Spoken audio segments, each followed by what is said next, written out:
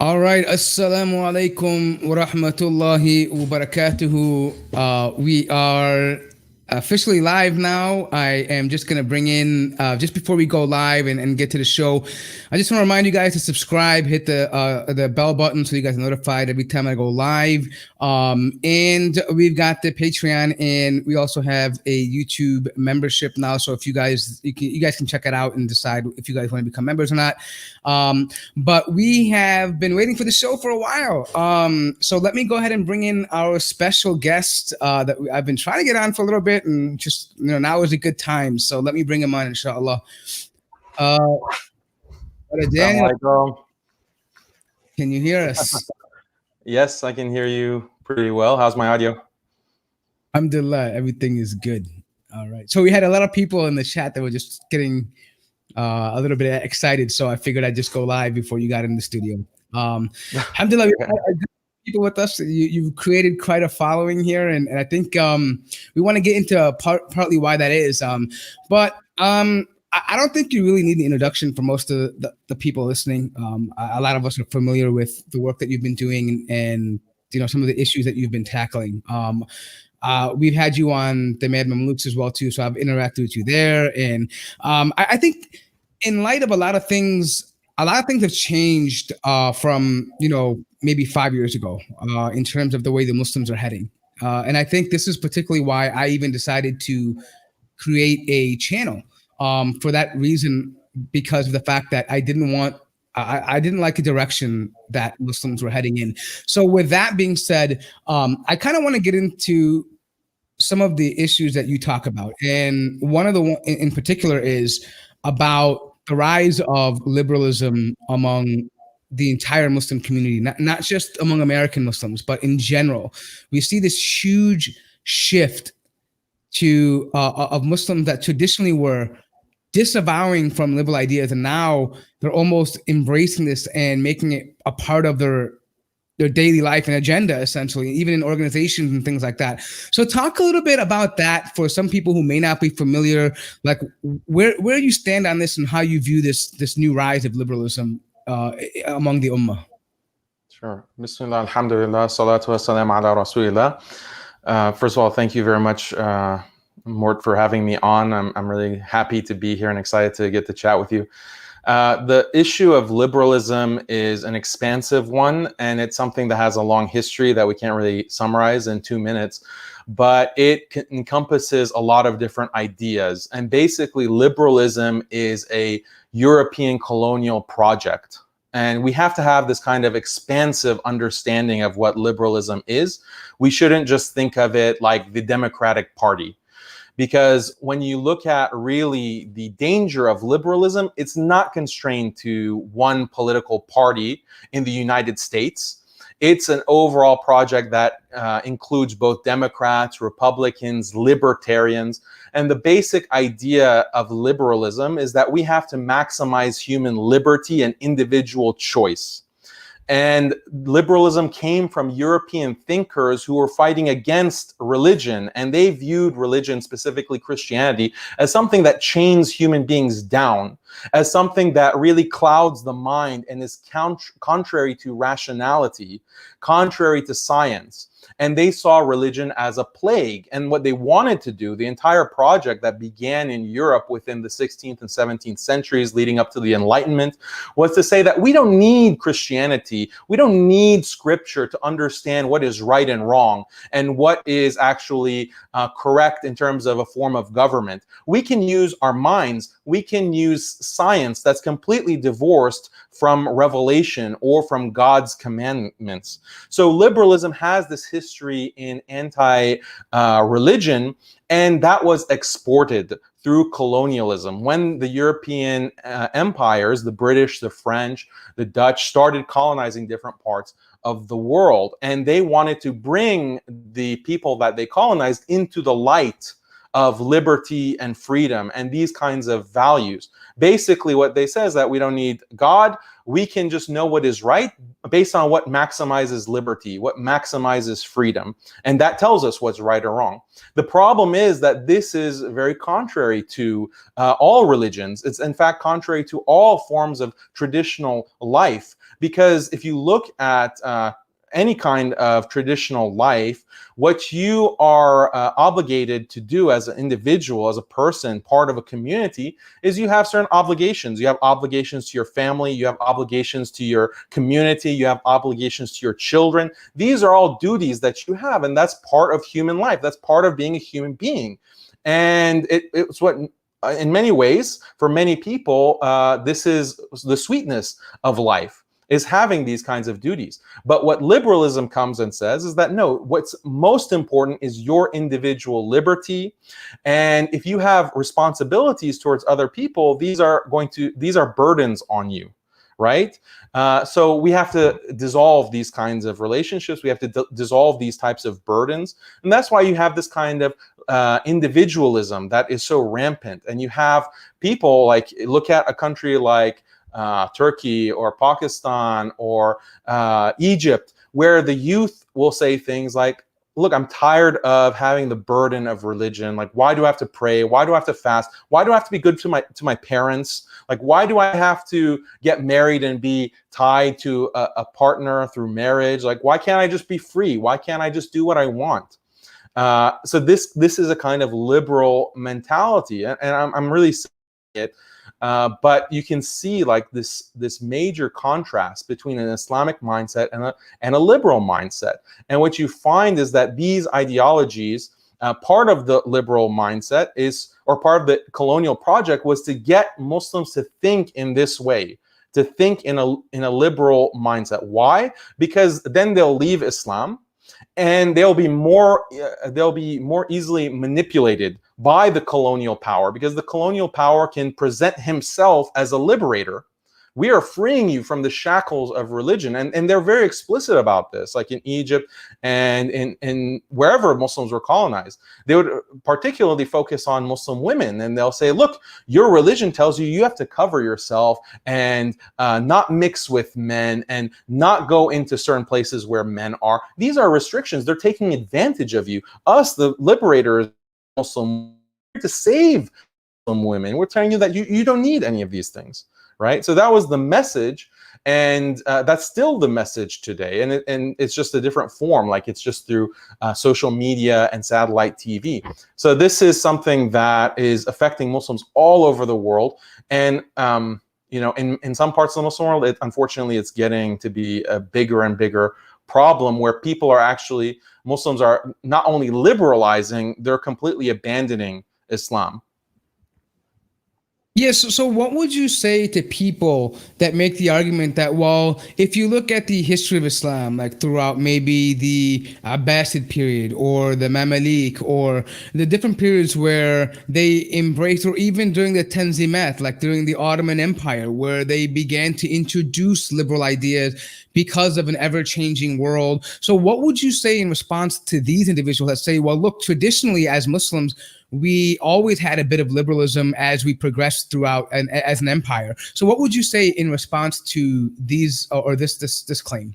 Well, it's not factually correct. Liberalism began in a particular, as a philosophy, it began in the, like I said, 17th century, basically. It was the beginning, and there was a big 17th, 18th, 19th century. That's when liberalism developed. So that was in the Ottoman Empire. So it's not like the Abbasids were affected by liberalism. But I don't know what you mean by liberalism. If you mean like certain kinds of rules and laws were reformed or changed, yeah, there are examples of that. Some of them were legitimate changes, and some of them were illegitimate changes, whether it's to fiqh or whether it's to aqidah.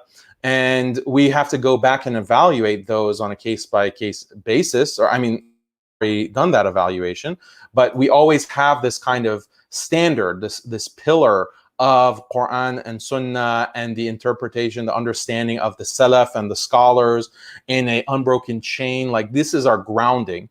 I teach for Yaqeen Institute, the institute that I founded, and we have this principle. Whenever you face a doubt, right, where something doesn't make sense in Islam, like maybe the hudud, or some other aspect of the Sharia, or something related to women's rights, like polygamy, for example, or polygyny, something doesn't make sense, and you have this doubt. What do you do? First step, you have to ground yourself in the broad consensus of Islamic scholarship, right? And we say that specifically, like broad consensus of Islamic scholarship, because we don't say Quran and Sunnah. Why? Because the broad scholarship consensus represent the Quran and Sunnah. We want to tie people to the chain of scholarship, right? And the scholars do represent, especially in their broad consensus, they do represent the Quran and Sunnah. They're the only way we can access the Quran and Sunnah. So that's the first step. You have to ground yourself, and that will allow you to be safe, where you're not like flirting with apostasy, you're not flirting with deviance or bid'ah. You are grounded in that kind of safety zone. And then from there, it can take you step by step on how to address each of these kinds of doubts. But you'll notice that the major issues that are now coming into question because of a liberal mindset, like when it comes to women's rights or women's position in a marriage or within family, or anything to do with interfaith, government, all of those issues, for most of them that are really the controversial things, there is actually a broad consensus. There is a broad consensus that's even like a super consensus, because it extends beyond even the Sunni schools, right? And you can think of something like zina, right? The had for zina. There's a complete consensus on the question of, should a zani who has been convicted of zina with the proper evidences and with all of the proper procedure, with a legitimate qadi who has the authority, complete consensus that zani, convicted zani, is punished. Okay, there might be some nuances and differences on the kind of punishment or the level of evidence and so forth, but super consensus on the fact that he is punished. And guess what? That's exactly what the liberal mindset and the liberal project has a problem with. The fact that you are, through your own consent, engaged in a sexual behavior, and you consented, the other party consented. So what could be wrong with that? Not only you Muslims consider it wrong, you're going to punish for that? That's barbaric. That's something that is contrary to freedom of choice. That's contrary to a person's sexual autonomy. And therefore, we will attack Islam because of this, on these moral grounds. But when we look at, if we ground ourselves in the broad scholarly consensus, it's a super consensus. No one disagreed on this issue, but you have modernists who will come, those who are affected by they've been Europeanized, they've been liberalized. They will come and say, well, actually, maybe we shouldn't apply it, or maybe this is something that is irrelevant to our time, or maybe this is this and this and this. Like they'll come up with some kind of hila, or some kind of trick, or some kind of way to get out of what is clear from the scholarly consensus. And that scholarly consensus, again, is based on the Quran and Sunnah. So this is, sorry, I'm talking way too much, but no, it's okay. I wanted to get your thought, because I feel like sometimes when we talk about these issues, it's better for someone to get their thoughts out, so that way people can listen a little bit more and try to figure out what the actual message is. If I interrupt, it becomes a little bit problematic. But just to pair on that, so I think part of what the problem is, when I mentioned about liberalism earlier, I think people confuse between liberal elements and liberalism. Right? You can have a liberal element of a society, but liberalism as a philosophy is radically different than being a society having a liberal element to it. And the other thing I wanted to just kind of touch on is, so you're mentioning about the fact that there's this huge push for individualism and this challenging of authority, this challenging, and I've noticed, and I don't know if this is true in your opinion or not, but they tend to use words that sweeten up the conversation, like patriarchy, or like the right to love, right? Pro-choice. Like they've done this. And the reason why I say this is because in my observation, they've done this with even the most basic things of Islam. For example, not taking riba. They call it interest. It's no longer called usury. It's called interest. So is this a trend or is this a method that people who subscribe to liberalism will use to kind of make this a mainstream idea, or at least push the idea forward among people that are reluctant to accept it?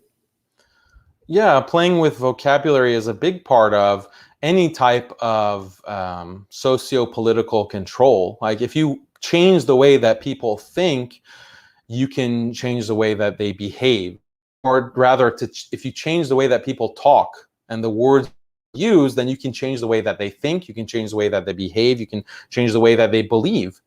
So this is actually one of the main strategies of trying to control Muslims and to change their beliefs. And I'll give you an example. When we talk about, can we talk about LGBT? Is that an example?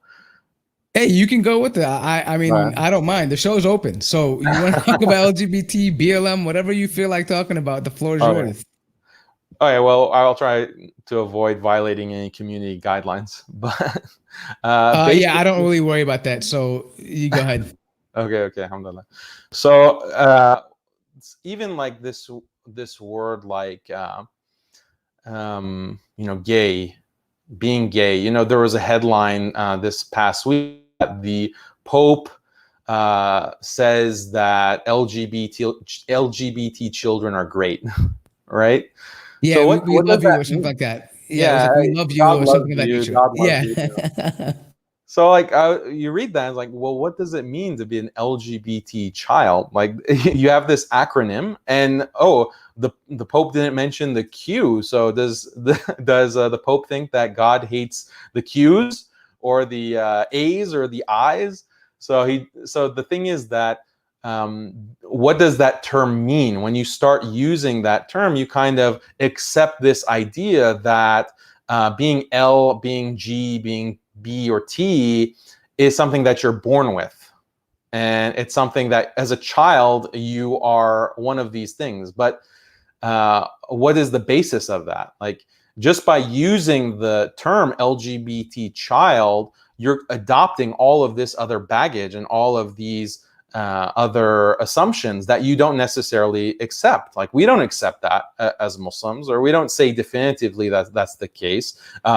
Surely, like being what we know, what Islam says is what is a violation is the act. There's a certain kind of behavior that is prohibited. This liwat, for example, the action of Qawm Lut. Okay, this is what is prohibited, and people fall into that because of their shahwa, like these kinds of lusts that are unbridled, and it takes a person into israf, like habitually transgressing the lines. Like we have all of our own vocabulary, and that vocabulary is based on what Allah has said. And what Allah has said is the truth. So we have to attach ourselves to the truth by using the language that Allah uses in the Quran and His Messenger sallallahu alaihi wasallam uses. So this is very, very important, because if we start using LGBT, then that comes with a whole set of other ideas and ideologies and concepts that are not based on truth, that are not based on reality. These are the inventions from a particular ideology, from a particular philosophy that is not even 100 years old. And then if you start using that, then, okay, well, if a child is born as LGBT, then if you discriminate against someone because it's not their choice, they were born like that, well, that's unfair and that's unjust. And if you're doing that, well, if you have laws against certain kinds of behaviors like that are found in Islam, then those laws are unjust. And if those laws are coming from God, that means God is unjust. And how could God create people, children like this, who will be punished for actions like this that they can't? You see, like there's all of these assumptions that right. Right. Yeah, no, just to add, I think there's also a problem here too. We can acknowledge that there are people who are struggling with same-sex attraction. We can understand that. But when they imply LGBTQ or whatever it is, there's a whole nother set of ideas they're lumping in with that, and that means that, oh, they have the right to be that way, they're born this way, or they should be able to act, they have the right to love. There's so many other ideas that are connected to this word LGBTQ because it's not from our definition. Like, we have Shari'i definitions for people that suffer from different ailments, whether they be psychological or from their sin or whatever it may be. And the problem with attaching ourselves to their definition is now they're defining for us what we call people, when in fact we already have something that defines, that teaches us how to define people, right? And I think that's part of the problem. So when you start using these terms, what happens is you're naturally going to equate whatever they're saying with the terminology itself, and they begin to control the narrative that way. And I think that's why I kind of brought up the issue of vocabulary. But speaking of this, though, I wanted to kind of sorry, before you go ahead. Into the next issue. I think there's also a sanitizing effect when you use their terminology, because I found out recently that some people were telling me that their daughters, right, are in college or in high school, and they're Muslim, and they are not like particularly sheltered, right? These daughters, but the father was saying that I realized, like, the issue of homosexuality came up. And my daughter didn't, even though she's in college, she had these kinds of pro-LGBT sentiments. And then I realized that my daughter doesn't even know what this action is. And when I explained it to her, she was shocked. She was shocked and she was disgusted. And I think that's a very natural reaction. It might turn out like you have these like young Muslim girls, maybe some boys, but probably more girls, who, even though they're not sheltered, they just don't even know what this behavior entails. And if you actually study, and a lot of Christians have done this, but others as well, Orthodox Jews, if you actually study what is the gay subculture, it's not going to be a pretty picture, right? It's not going to be something that you'll want to support, or that this is a really good thing that we have to defend their rights and stand with them and march with them.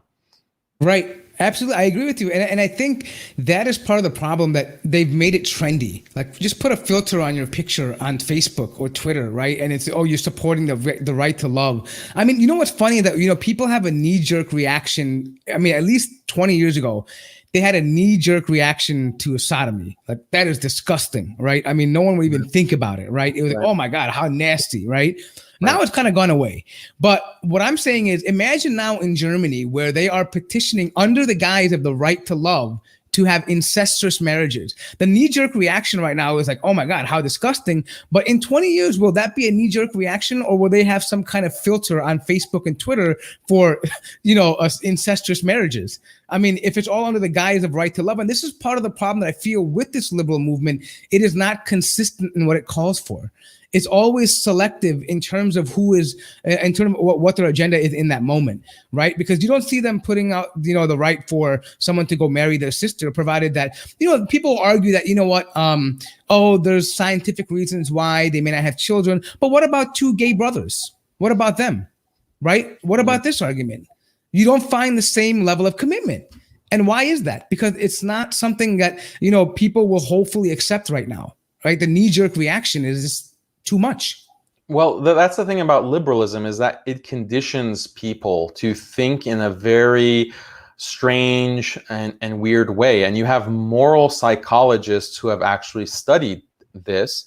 And there's one moral psychologist who is really famous because he had a TED talk on it, but he's actually pretty accomplished. His name is Jonathan Haidt, and he wrote a book called The Righteous Mind. And he talks about a lot of different things, but basically he did this experiment where he was asking university students in the West at some of these Ivy League schools, and he was asking them about things like incest and bestiality, for example. Like, is it okay if the horse doesn't mind, the horse consents, and the partner consents, and is that like morally wrong? And he asked these kinds of Western liberal, or not liberal, but just these Western students. And then he asked people in the East, in more traditional societies. And the more traditional societies, they just said that this is completely disgusting. And part of the experiment was to make sure that the people know that there's no harm involved. There's absolutely no harm. The animal doesn't get hurt. No one gets hurt. This is perfectly harmless situation. And regardless, like, people that were from traditional society said, no, this is disgusting. This is terrible. This is completely immoral. Like, there's no kind of waffling on it. But when they asked people in the West, especially in the university context, a lot of people also agreed, like, no, that's just wrong. Some people said, well, I really don't see what's wrong with it because there's no harm. So if there's no harm, that means it's not wrong. And the people who did in the West who did say that this is a problem, they were asked, like, okay, well, there's no harm, so what's wrong about it? And they really couldn't articulate. They couldn't articulate why it's wrong. And the reason for this, what Jonathan Haidt explains, is that you have this kind of mentality that associates the only kind of moral sense that you have is that whatever causes harm is wrong. Whatever causes harm. So morality means preventing harm. And this is something that is not shared in traditional societies where there's more robust. There's other kinds of moral intuitions that people have. And one of the very important moral intuitions that people have is a disgust reaction, right? Certain things are just disgusting. And that's something that's universal. It's not like a feature of one culture.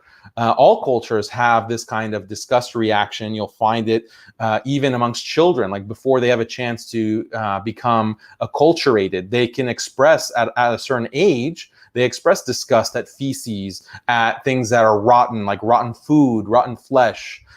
So this is a universal type of sentiment that people have. But in the West, like, this kind of intuition is being blunt, made more blunt, and is kind of de-emphasized, and is kind of being wiped clean, and emphasizing harm. The only thing that matters is obvious harm that's caused to others. So in a way, what Jonathan Haidt is saying, not in these terms, is that people in the West have this kind of moral blind spot.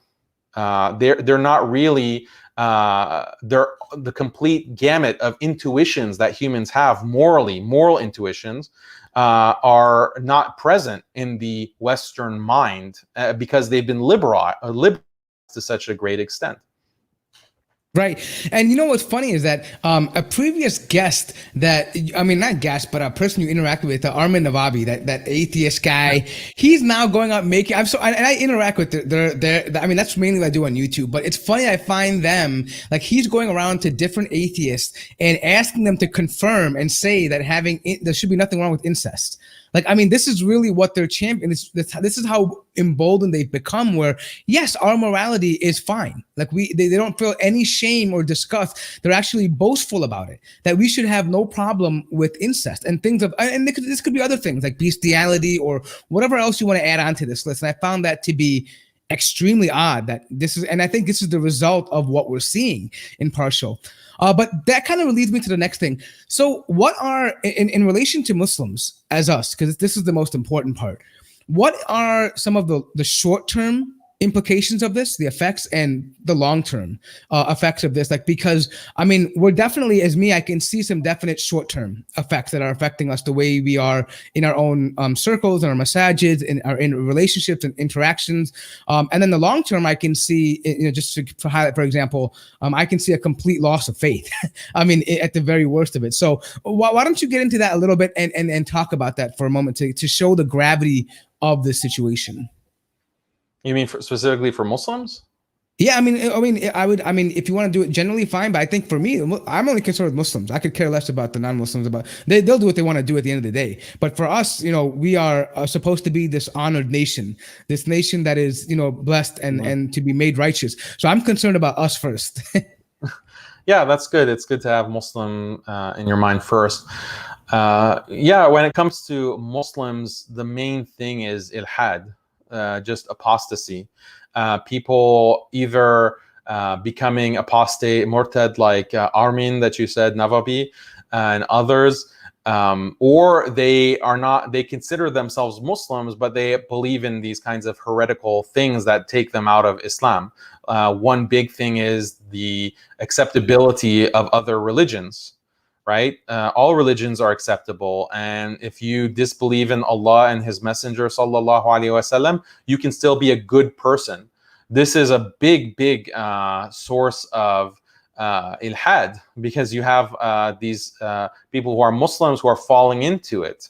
And that the environment, the liberal environment, creates that. Because again, remember, liberalism, when we started talking, so we established that religion is irrelevant.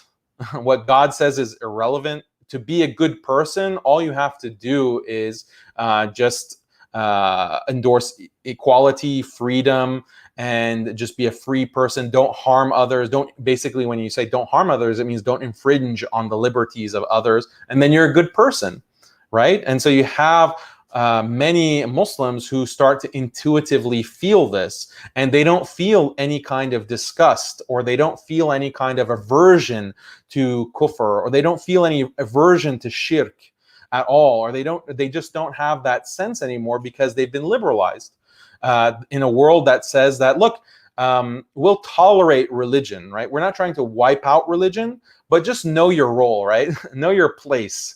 You can you can have a certain religion, just like a favorite baseball team or a favorite football team. Like that's the only thing that religion can amount to. Like you have a favorite flavor of ice cream, but if you start talking about like, no, this religion is the truth, your religion is the truth, and your religion dictates how you live your life and will dictate how you organize your family or your community, no, then you're going too far. You're going way too far. You have to know your role. Religion is something private in your heart. And unfortunately, this has again, there's this psychological effect.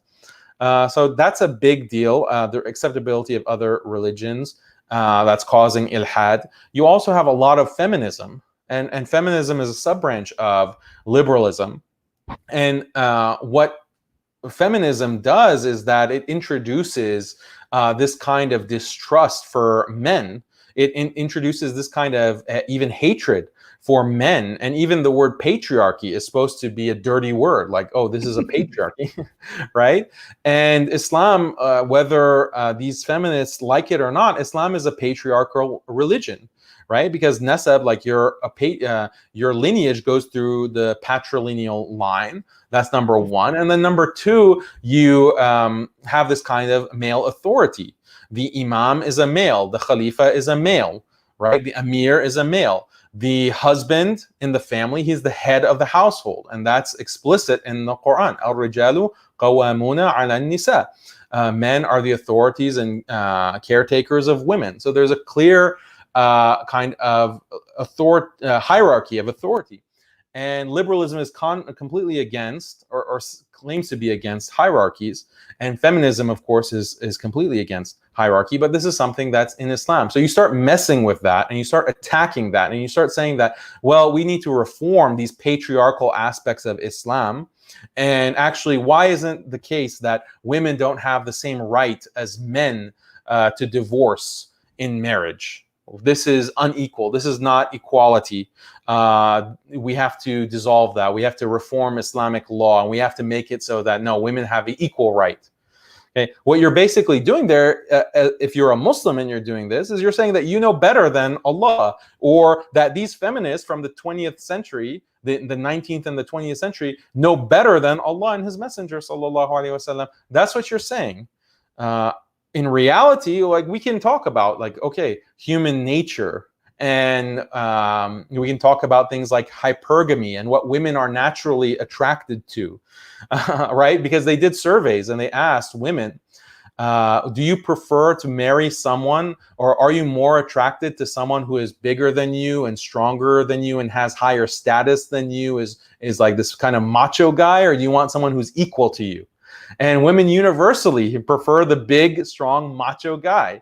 Even the self-declared feminists prefer to right. have, they're more attracted to that. Well, that's their nature. That's their nature. So if you have, just on that issue, if you're in a marriage where the man and the woman, the husband and wife, are at the same level, the woman is naturally not going to be as attracted to him, and is going to be more likely to cheat on him, is going to be more likely to be unsatisfied in the marriage, is going to be more likely to eyes gaze and wander, is more likely to lead to divorce, is more likely to cause all of these issues.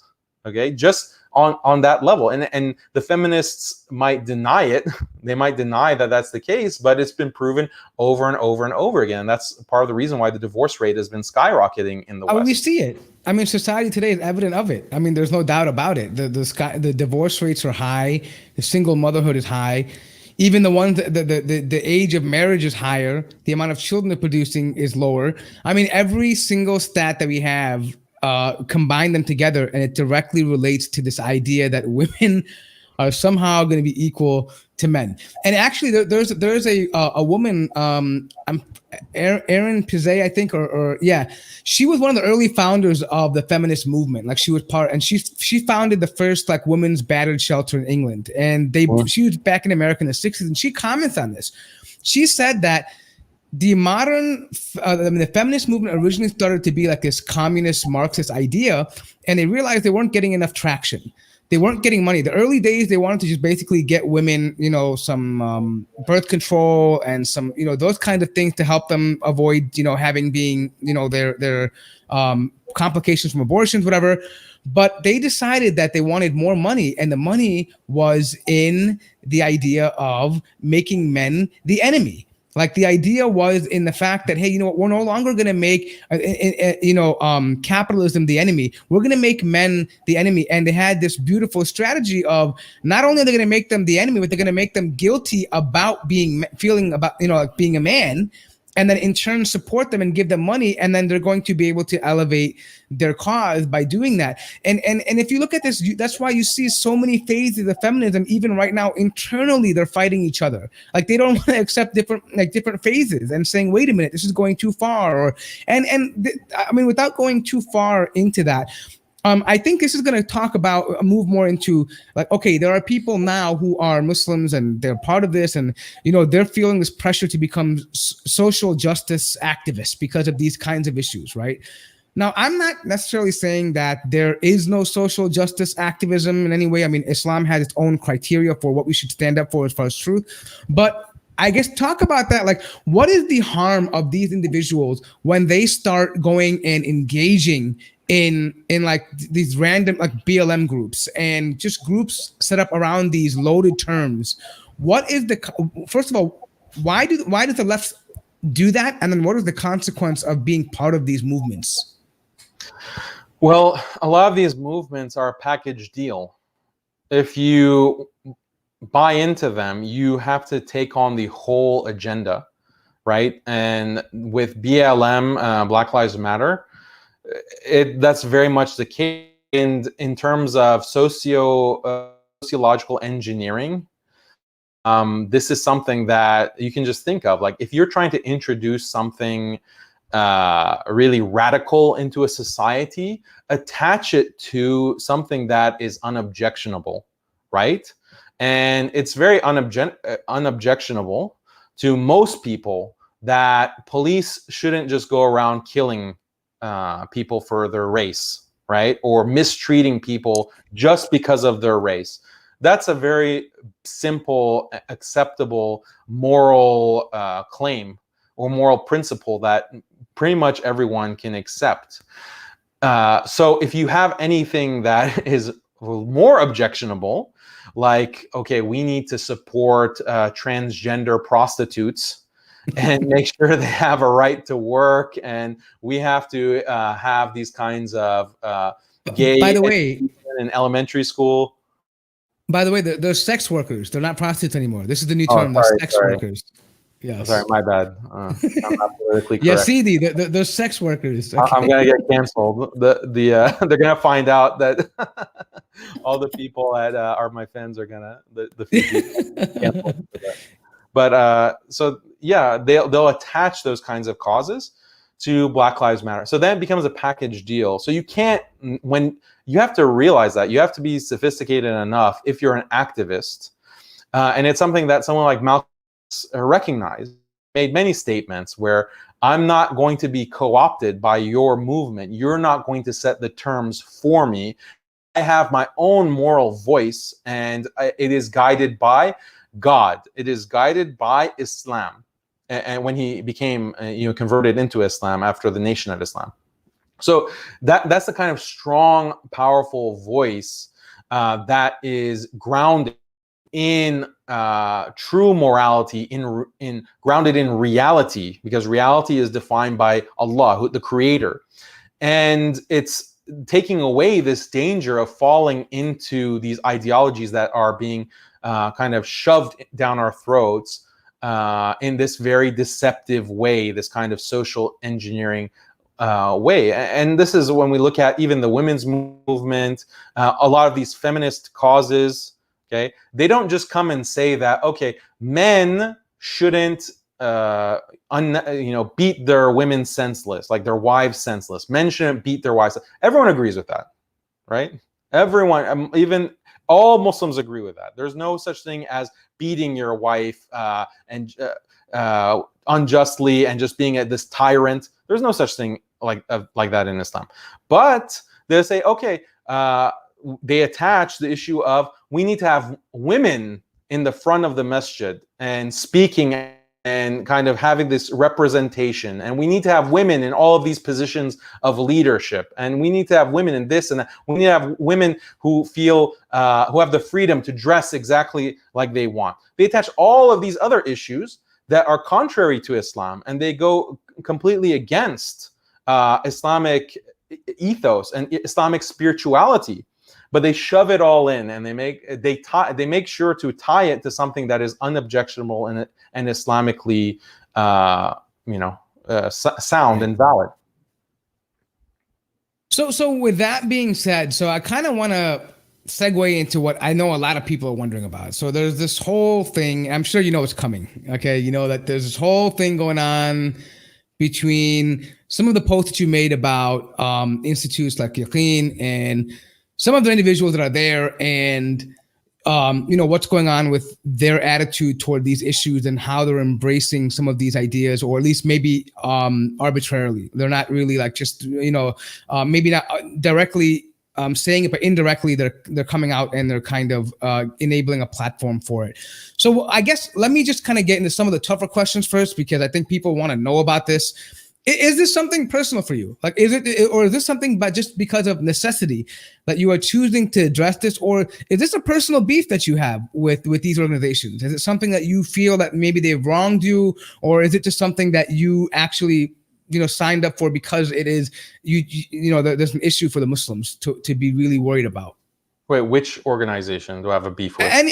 Well, first of all, there's Yaqeen that's out there, but then there may be some other ones that are like them, that are within, because I think you've been calling out groups that have this mentality, that are enabling platforms for certain scholars or people that are figures to share their platforms and to push out a certain agenda that is un-Islamic in many ways. So I guess it in your opinion. So what I'm saying is that something personal? Do you have an issue with these organizations, and specifically Yaqeen? Like, do you have an issue with them directly and personally with them? Do I have an issue personally? Like, the only reason that I'm criticizing them is because I have some vendetta?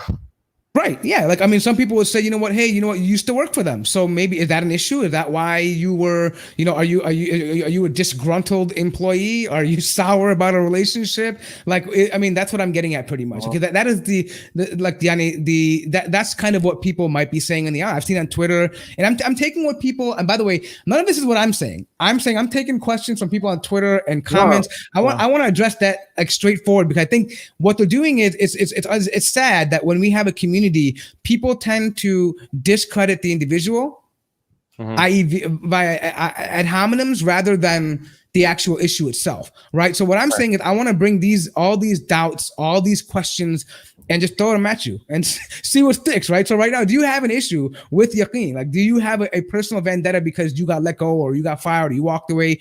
I did not get fired. I did not get fired from Yaqeen. And Okay. whoever says that is lying, okay, is straight lying. I was not terminated from Yaqeen. I was not given a pink slip. So this is a lie. Whoever says this, let me just make it very, very clear. I can talk in depth about my relationship, my entire history with Yaqeen.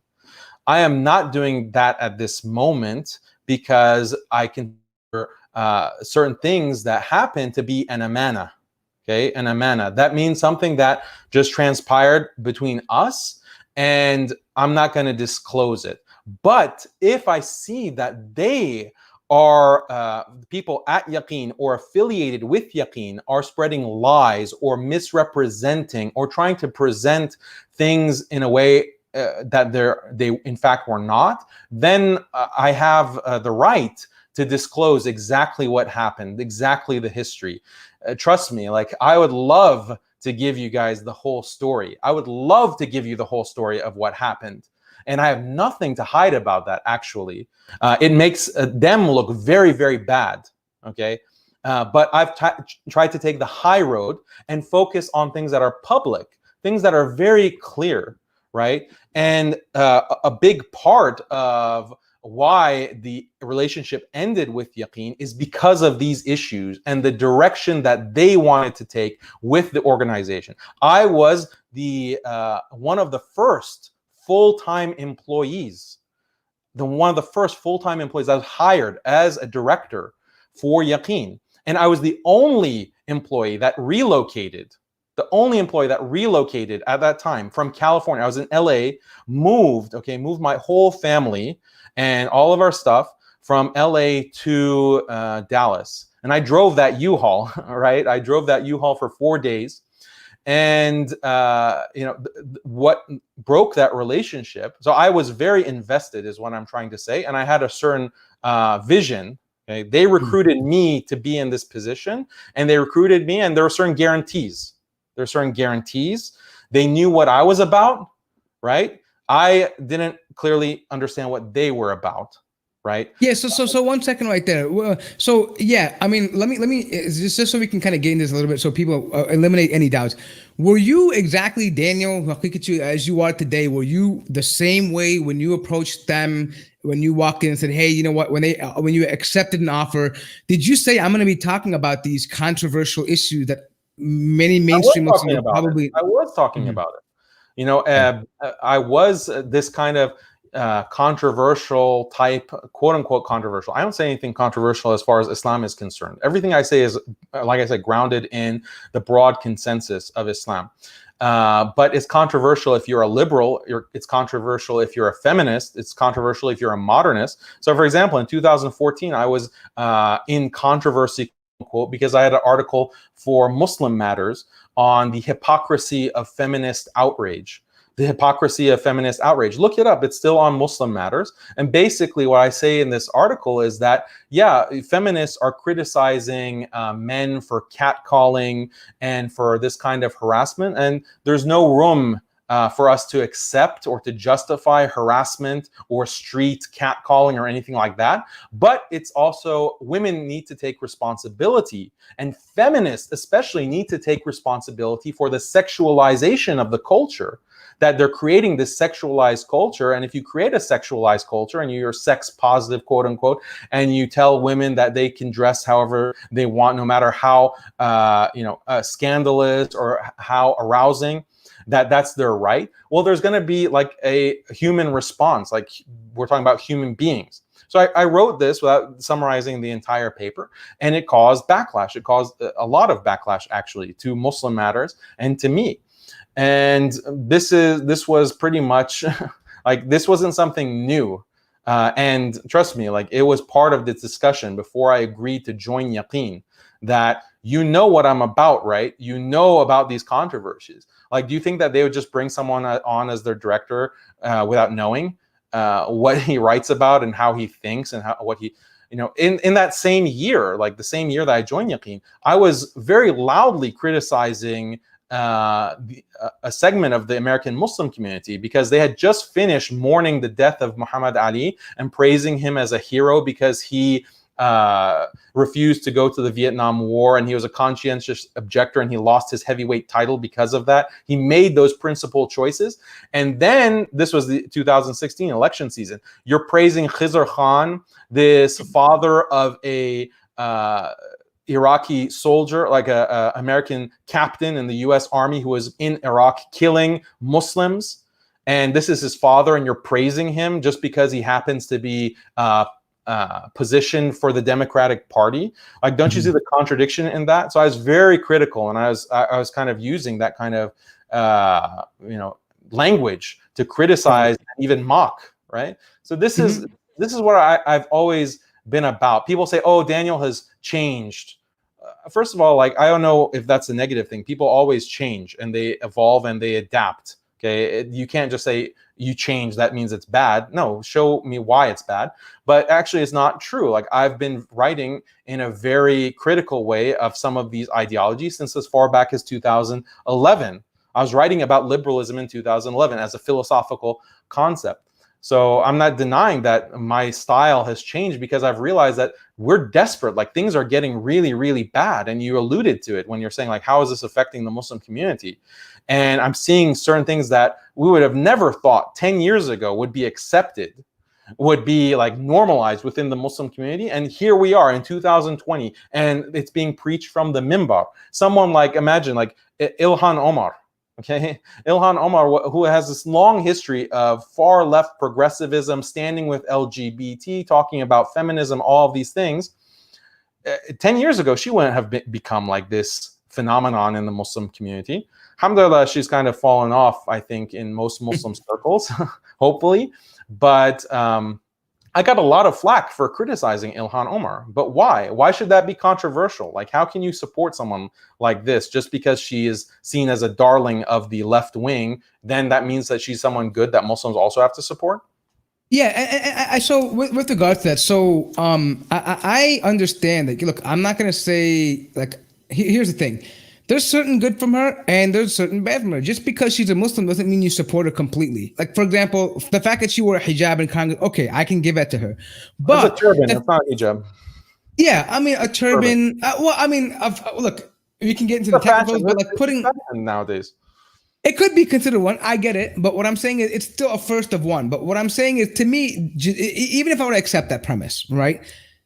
Does that negate all the other things that she's doing? Is that a redeeming quality that, I mean, you can ignore the fact that she's pushing for transgenderism, or that she's, I mean, there's among other things, like, I mean, like, does that redeem that? And to me, I see that as a very insignificant victory in terms of what you're pushing. So I understand where you're coming from in that. But let me ask you this, though. So there are some people saying, well, while you were at Yaqeen, yeah, they might have known who you were, but the quality of your work wasn't that good. And so they were criticizing internally, like, what your works were, and so that was really what it was. And what do you have to say about that? Who said that first? Well, I mean, it's just in a comment. People are writing stuff, weren't sure. No. We need to know who is saying something like that, because it has to be someone who is actually there, or who talked to someone who is actually officially with Yaqeen. So we need to source who said that, okay, and then I'll be happy to respond to it. But these are just, if people are just saying that. Yeah, they need to man up. How about that? Don't send people to throw accusations into the ether. Okay, they can make an official statement. We let Daniel go, which they didn't, because of X, Y, Z, and then I'll respond with receipts and with proof. Okay, and we'll go about it that way if they want to go about it that way. I think that's fair enough. Yeah, I mean, why? Why should I be in this position of having to defend myself? Right there, this is just deflecting. And you said the question that I didn't really get to answering is this a personal beef? No, I've been criticizing many people. Okay, I started criticizing one group in particular back in 2015 and 2016 called Heart Women and Girls, and these like complete left-wing feminist. Who knows, like, if they're really Muslim because of the things that they advocate. They're just openly saying things like, there's no problem in Islam with being gay and doing gay things. There's no problem. Like, we need to educate our Muslim in the masajid how if we want to accept homosexuality and LGBT and trans. They're really out there, but they were mixing and trying to get mainstream, and you'd see them give talks at and standing, coming and giving Imam workshops. They were having Imam workshops in DC, and you'd have Imams go to their talks. And this is an organization who has a transgender woman, right? Meaning a man who is their board member. This is the kind of organization that they are, and they are training imams on like sexual health and sensitivity and all of this nonsense. So I raised the alarm with this. I called them out. You have to call. I had been talking about LGBT. I'd been talking about feminism and liberalism and writing about that. Going to click with people, like, because they don't know this organization, they don't know the details of it, they don't know what they're doing. So I have to name them by name so that people realize it's them. They look at what they're doing. Look at what their public material, like they're not even hiding it. So all I did was put a spotlight on that. And then the community did the rest, right? The community right.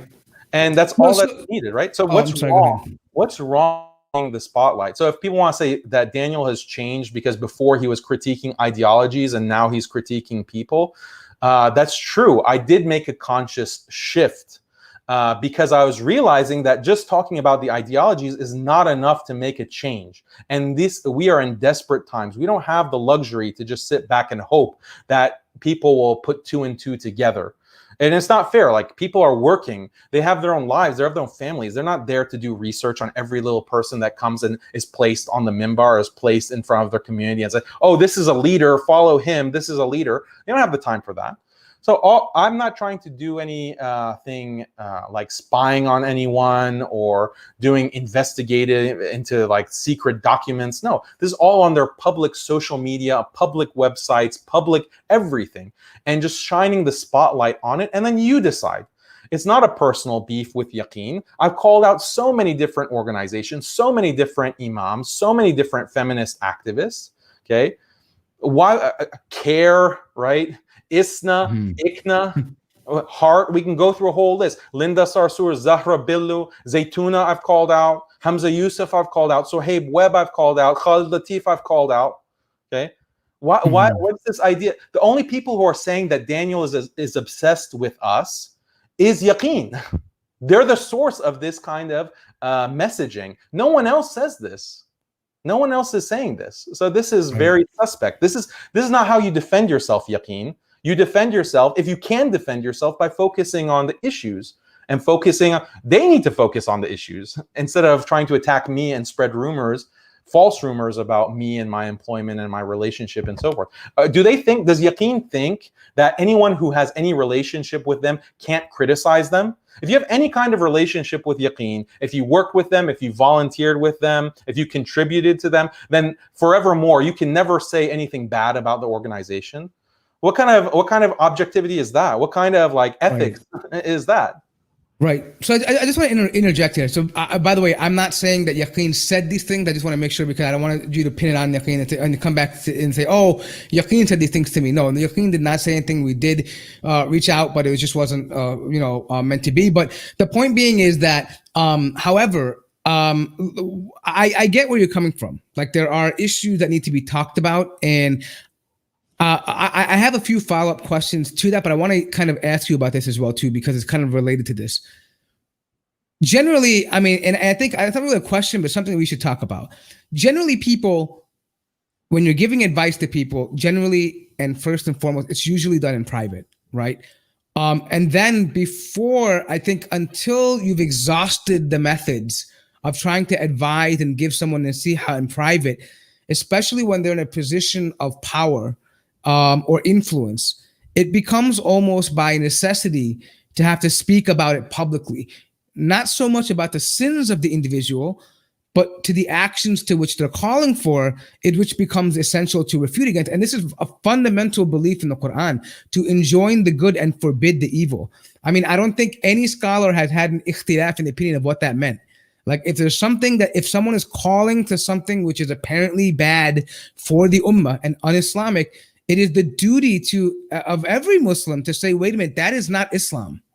That is not what we believe in. This is not from, name me scholars in the past that would have done this or approved of this, or Sahaba or the Rasul Sallallahu Alaihi Wasallam. So I think some people are saying, oh, well, why don't you advise in private? And I don't know if you've done that or not. And so maybe you can take a few minutes just to talk on that, so you can have the opportunity to speak about those that allege that, you should be doing it in private and that this is nonsense to do it in public, and why are you singling out Omar Solaiman or Hamza Yusuf or calling them out by names when, they'll say, oh, well, you have no formal education, you're not a sheikh, why are you calling them out? Yeah, so there's a lot in there, but I mean, what you said yourself is that why would there be a need to have a private conversation for things that are done publicly? People are mixing up like a personal relationship that you have with someone, like just, Muhammad, your next door neighbor, or Bilal, who is at the masjid, and the relationship that you have with that person, versus someone who is a public figure and who is standing in front of Muslims and saying that I'm a leader, or he's representing Muslims to the world or to a large community. And those are two very different situations, and you can't conflate them. You can't mix them up and say that, oh, well, in the case of Muhammad, your next door neighbor, you have to privately, advise him before you go to the street and say, oh, my next door neighbor is this and that. Yeah, that would be completely unacceptable. But if Muhammad, your next door neighbor, wants to go and stand in front of the community as the Imam and say that, hey guys, we have to go to a migrant protest, and we're going to go stand next to LGBT, and we're going to go and engage in some group prayer rituals with these Christians and Jews and Native Americans, then there's no private consultation there. You have to say that, you have to raise your voice as a Muslim and say, no, we're not going to do this. This is going to be smearing the name of Islam. This is going to misguide so many of our youth.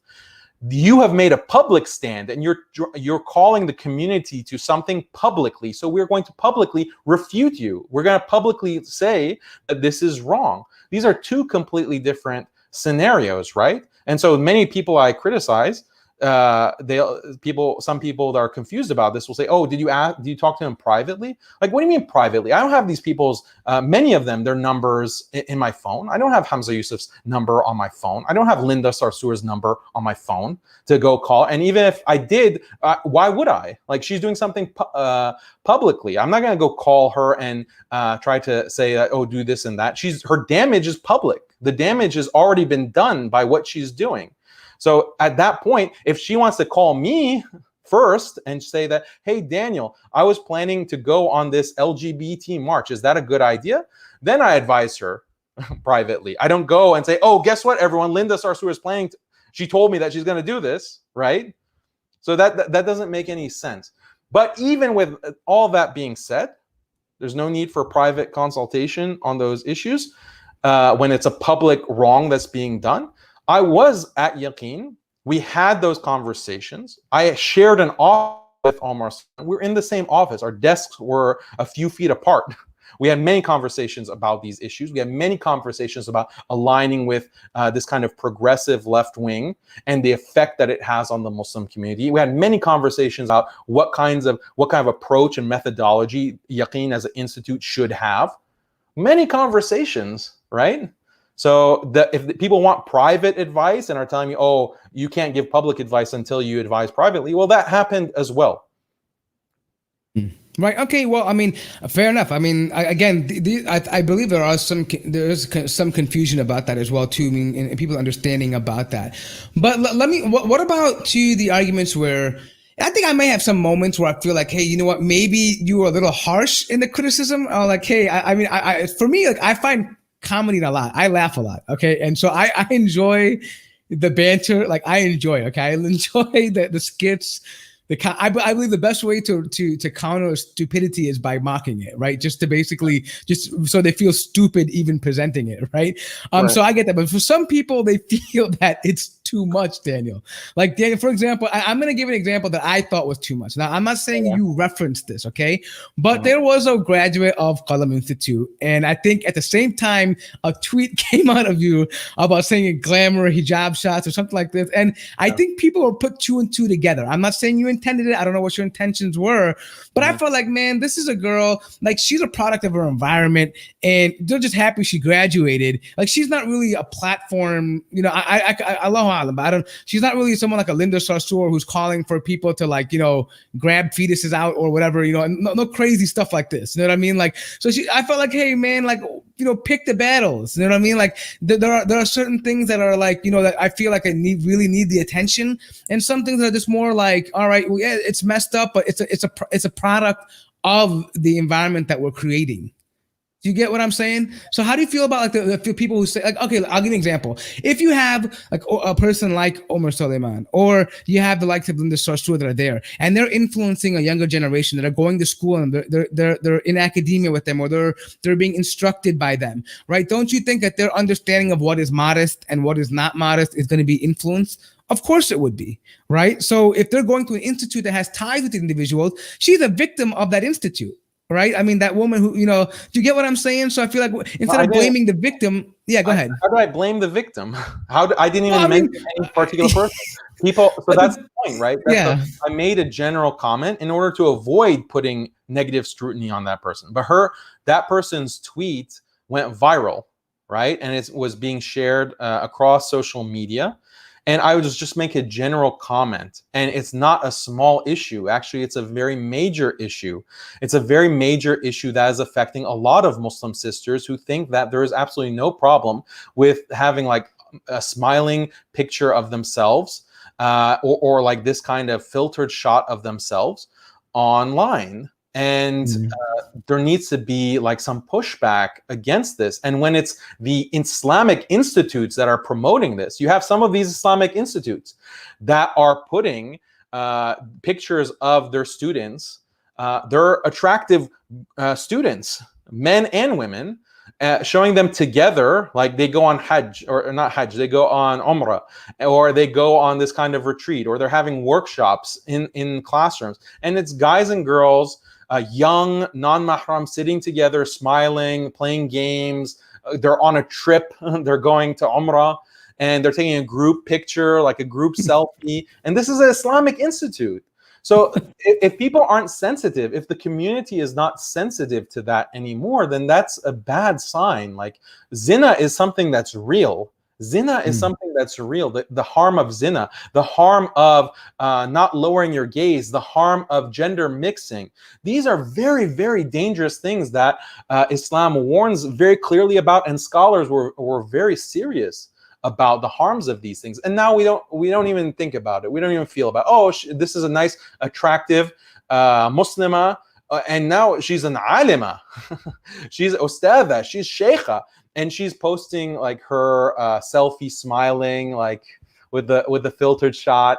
You know, this is. You know, I mean, I get. I get where you're coming from. Like, I mean, I think also there's a generational gap there. I remember like 10.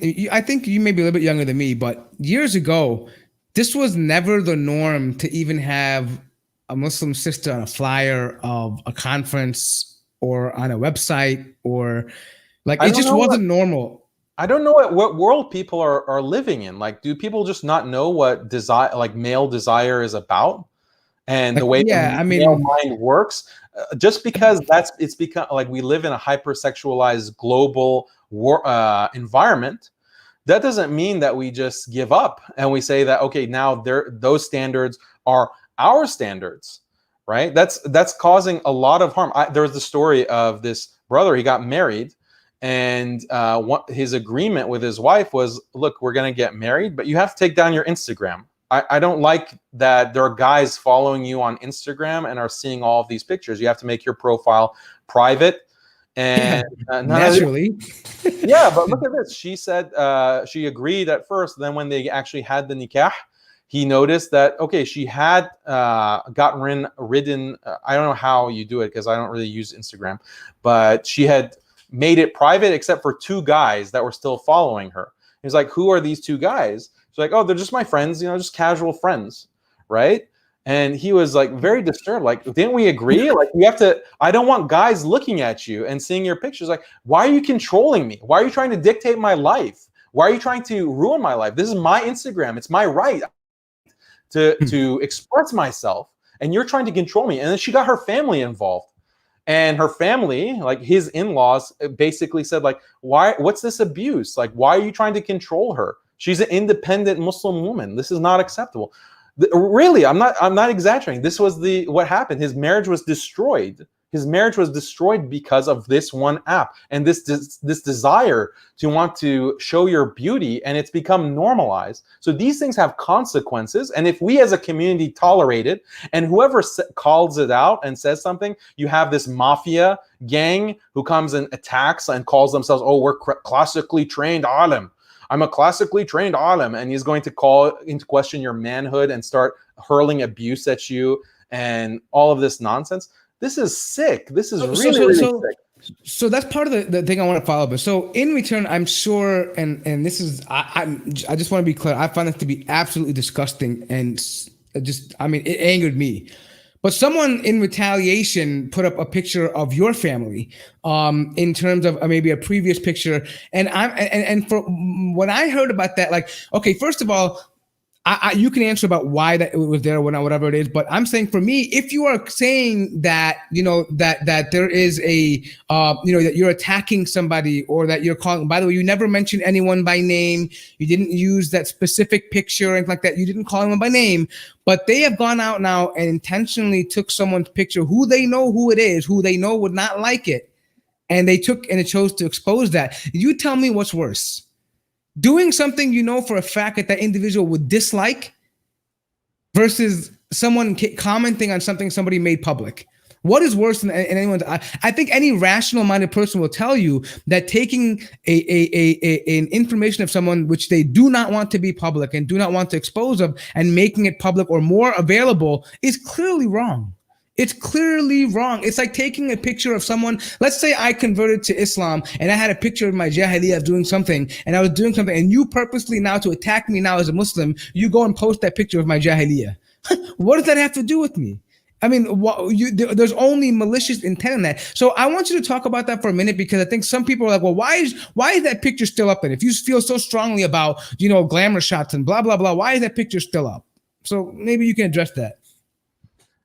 Yeah, so I mean, someone that you're affiliated with was central to that. Mahin from Mad Mamluks, he was central in spreading pictures of my family, and I tried to message him to be like, what's the deal? And he blocked me, and he wouldn't respond to my messages.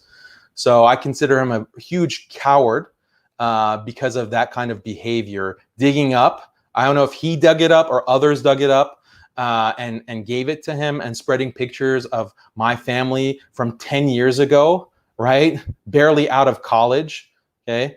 This is disgusting and cowardly. And if you were to do that to my face, I'd have to teach him some manners for doing something like that. So yeah, no doubt about it. I don't think, And you're trying to attack me, right? So it's not like my jahiliyyah. You want to do that? Fine, go and try to find examples of my jahiliyyah from the past. But you're attacking my family. You're attacking a man's family. Like, how disgusting and depraved. Do you have daughters? You have daughters? Like, I'm speaking directly to Mahin right now. Do you have daughters? You want people to go around and spread their pictures around? Because that's what they do to me. So the same people are spreading pictures of my sister, and pictures from our childhood when we were kids, right? They found some pictures of us online from when we were kids, and they're spreading this like as an attack, as a way to get back at me for what I don't know. So this is. So I just want to interject one thing. Just to be clear, because I know of the situation, and I know for a fact that Mahin was the one that dug it up. But I do know that there was a conversation happening, and I even gave my words in saying, hey, I think it's just messed up that someone puts out someone's. If someone, I'll be honest, if someone put out my wife's picture, I mean, I'd probably go to jail. I mean, I'll just let you know right now. I mean, it's just for me. That's how I personally feel about it. That we're not in the same city. But I personally feel like that's an honor thing. And I look, I'll be honest, I love both of you guys, but I'm just saying, if from an action perspective, like, those are certain things that as a Muslim man, as even just a man, forget about being a Muslim or not, like, when you're involving family, it just, it's a different level of attack. And I always said, you know what, that, look, I mean, if you want to do it, go after the man, go after the arguments. This is the problem. And the reason why I brought this up was the problem is that this is what happens when you make things personal and you use ad hominems, right? Because the core issues are no longer addressed anymore. The subject matter is lost. The intent behind the conversation is lost. It's just turning into a mudslinging fest. A fest where, you know what? Let me get one under you. Let me dig up something from you. Let me talk about you. It's funny, right? Because these kinds of accusations of me being a disgruntled ex-employee, Mahin was also an employee of Yaqeen. So is he biased? Is he just standing up for his previous contractor? Like, he had a contract with Yaqeen as well. So why is that not brought into it? Like, why is he attacking my family when he has these kinds of connections to Yaqeen? Is he protecting any kind of contractual relationship or any kind of interest that he may have, business interest? So, I mean, this is unfortunately very ugly. I try to keep things on the level of professionalism and a kind of journalism, basically, where I only look at public sources. I don't go after anyone's family. I don't try to make it into this mudslinging fest. Just answer the question. Like, Yaqeen Institute, you have a paper that says that Muslims should support many LGBT rights, including gay marriage, and Muslims should be fine going to LGBT rallies. Defend this, okay? Because everyone that I have talked to who has any kind of Islamic knowledge has, by consensus, said that no, Muslims cannot support these causes. So on what basis are you printing this and publishing it and sharing it and distributing it? Why do you have a paper that says that Muslims can accept human evolution, that the evolutionary story, that humans have ancestors from the animal kingdom, and we have genes that go back to the amoeba or to pre-hominids? Why do you have, this is a paper that no Muslim scholar, past or present, has ever said that this was acceptable, but you have a paper that says it is. How can you justify that? And then providing a critique and reasons and dalil. How about addressing that instead of a smear campaign focusing on me? And the thing is, this is not about me, because everyone, it's very easy. All Muslims should be calling these things out, and they are calling them out, especially now with this footage of Omar Solaiman engaged in this kind of Christian pagan ritual, multiple rituals. That footage, now people are seeing it, and everyone is shocked. Everyone who has seen it, who has contacted me, said they're absolutely shocked. And it's exactly what we're talking about at the beginning of this podcast, that this is the direction that we're being taken. We're being led down this direction. And, one of my friends and colleagues, Sajid Lipam, made a video about this. And he said, like, there's these two forces. There's the forces of liberalism and there's a force of counter-liberalism. And it's very clear to see who is serving each side. And on one side, you have this kind of mafia, this kind of small group of people that all defend each other and support each other on one side, like the inner circle of celebrities and their organizations. On the other side, you have all the other imams, all the other ulama, and the community at large, right, that are just shocked when they see things like this, and they really won't tolerate it, and they're more and more they're speaking out against it. So alhamdulillah, let me no one's gonna say Daniel. Like, who cares about Daniel? No one cares about Daniel. They only care about the issue. They only care about, this is something very wrong, and we care about our future. It's not about what Daniel wants or Daniel has a beef. No, it's what the community wants, and the community does not want this kind of stuff. So let me ask you a question. So, because I think some people have said this as well too, and maybe misinterpreted. Did you make a direct takfir of Omar Solaiman because of this, or are you just highlighting the kufr or the shirk that was done? Yeah, there's a difference between committing an act of kufr or making a statement of kufr and being a kafir or being a mushrik. And I've always made this distinction. This is the distinction that I was taught, and this is the position of my teachers now, is that we have to make a distinction, because there's many reasons. Like, someone could do something or say something and do it out of ignorance, or do it out of they're being forced to do it, or they might say something and they not really understand what they're saying. And the thing about video as well is that you can have a recording, like you can literally have a recording of some guy making sajda to a Buddha, right? You can have the video of that, and we would say that, okay, this is an act of kufr. He's praying to the Buddha statue. The act is an act of kufr. It's an act of shirk. Okay. No, it doesn't matter what his intention was or his knowledge of it was, but is he a kafir? Okay. That is a separate discussion. That's a separate question. And the fact that it's on video adds another layer to it, because the video is recording an event that happened in the past. And since that action took place, he might have repented. He might have realized that, this is an act of kufr and I shouldn't have done that. That was completely wrong. And I repent and I make tawbah for that. So then how can you call him a kafir? You just saw a video of something that happened in the past. So right. No, so I just want to be clear, because there are people saying, "Oh, you made takfir," and I didn't see a person takfir. That's ignorance. Right. I very specifically, explicitly did not say that he is a kafir. I said that the action is kufr, and it is. Like, how can you stand in a group prayer and they're like anointing people and they're reading from the Bible? The guy is reading a Jewish prayer. He's literally reading a Jewish prayer. I saw the fat lesbian like putting like some cross on it. It's shocking. I'm sorry. It's so cringe. And then you have these guys that are running around like they're looking for a song, like they don't know what to say. So like, okay, like, why would you? It's so disgusting. It was so cringe. Like, why would you do that? Why would you take such a beautiful moment in the seerah of the Prophet ﷺ and taint it and desecrate it with this disgusting behavior? Like, I don't understand this. I mean, and the thing was that event, it wasn't like a small group. Like, if you watch the video that I put out, you only see like the main people at the front, like the leaders of it, which were like 5 priestesses, 2 rabbis, and the Imam. A gay rabbi, yeah. But there were 400 people. There were 400 people at that event.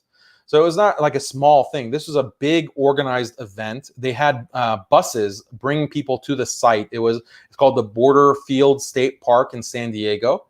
It's the southwesternmost part of the United States. People are flying in, people are busing in. It was the Love Knows No Borders. So it was organized. It was organized. It was a very organized, and they had like armbands to distinguish like who's part of it and who's not. Like, so they had instructions in advance because, and you can hear that in the footage because they're going against like these kind of border police that are preventing them from actually reaching the fence or the wall. And so they had to coordinate like stepping and marching at the same time, right? So every single movement was planned in advance. And it's very obvious when you see the whole footage. I watched, like, this is not like some thing that I had to dig up. This is on, if you see who organized Love Knows No Borders.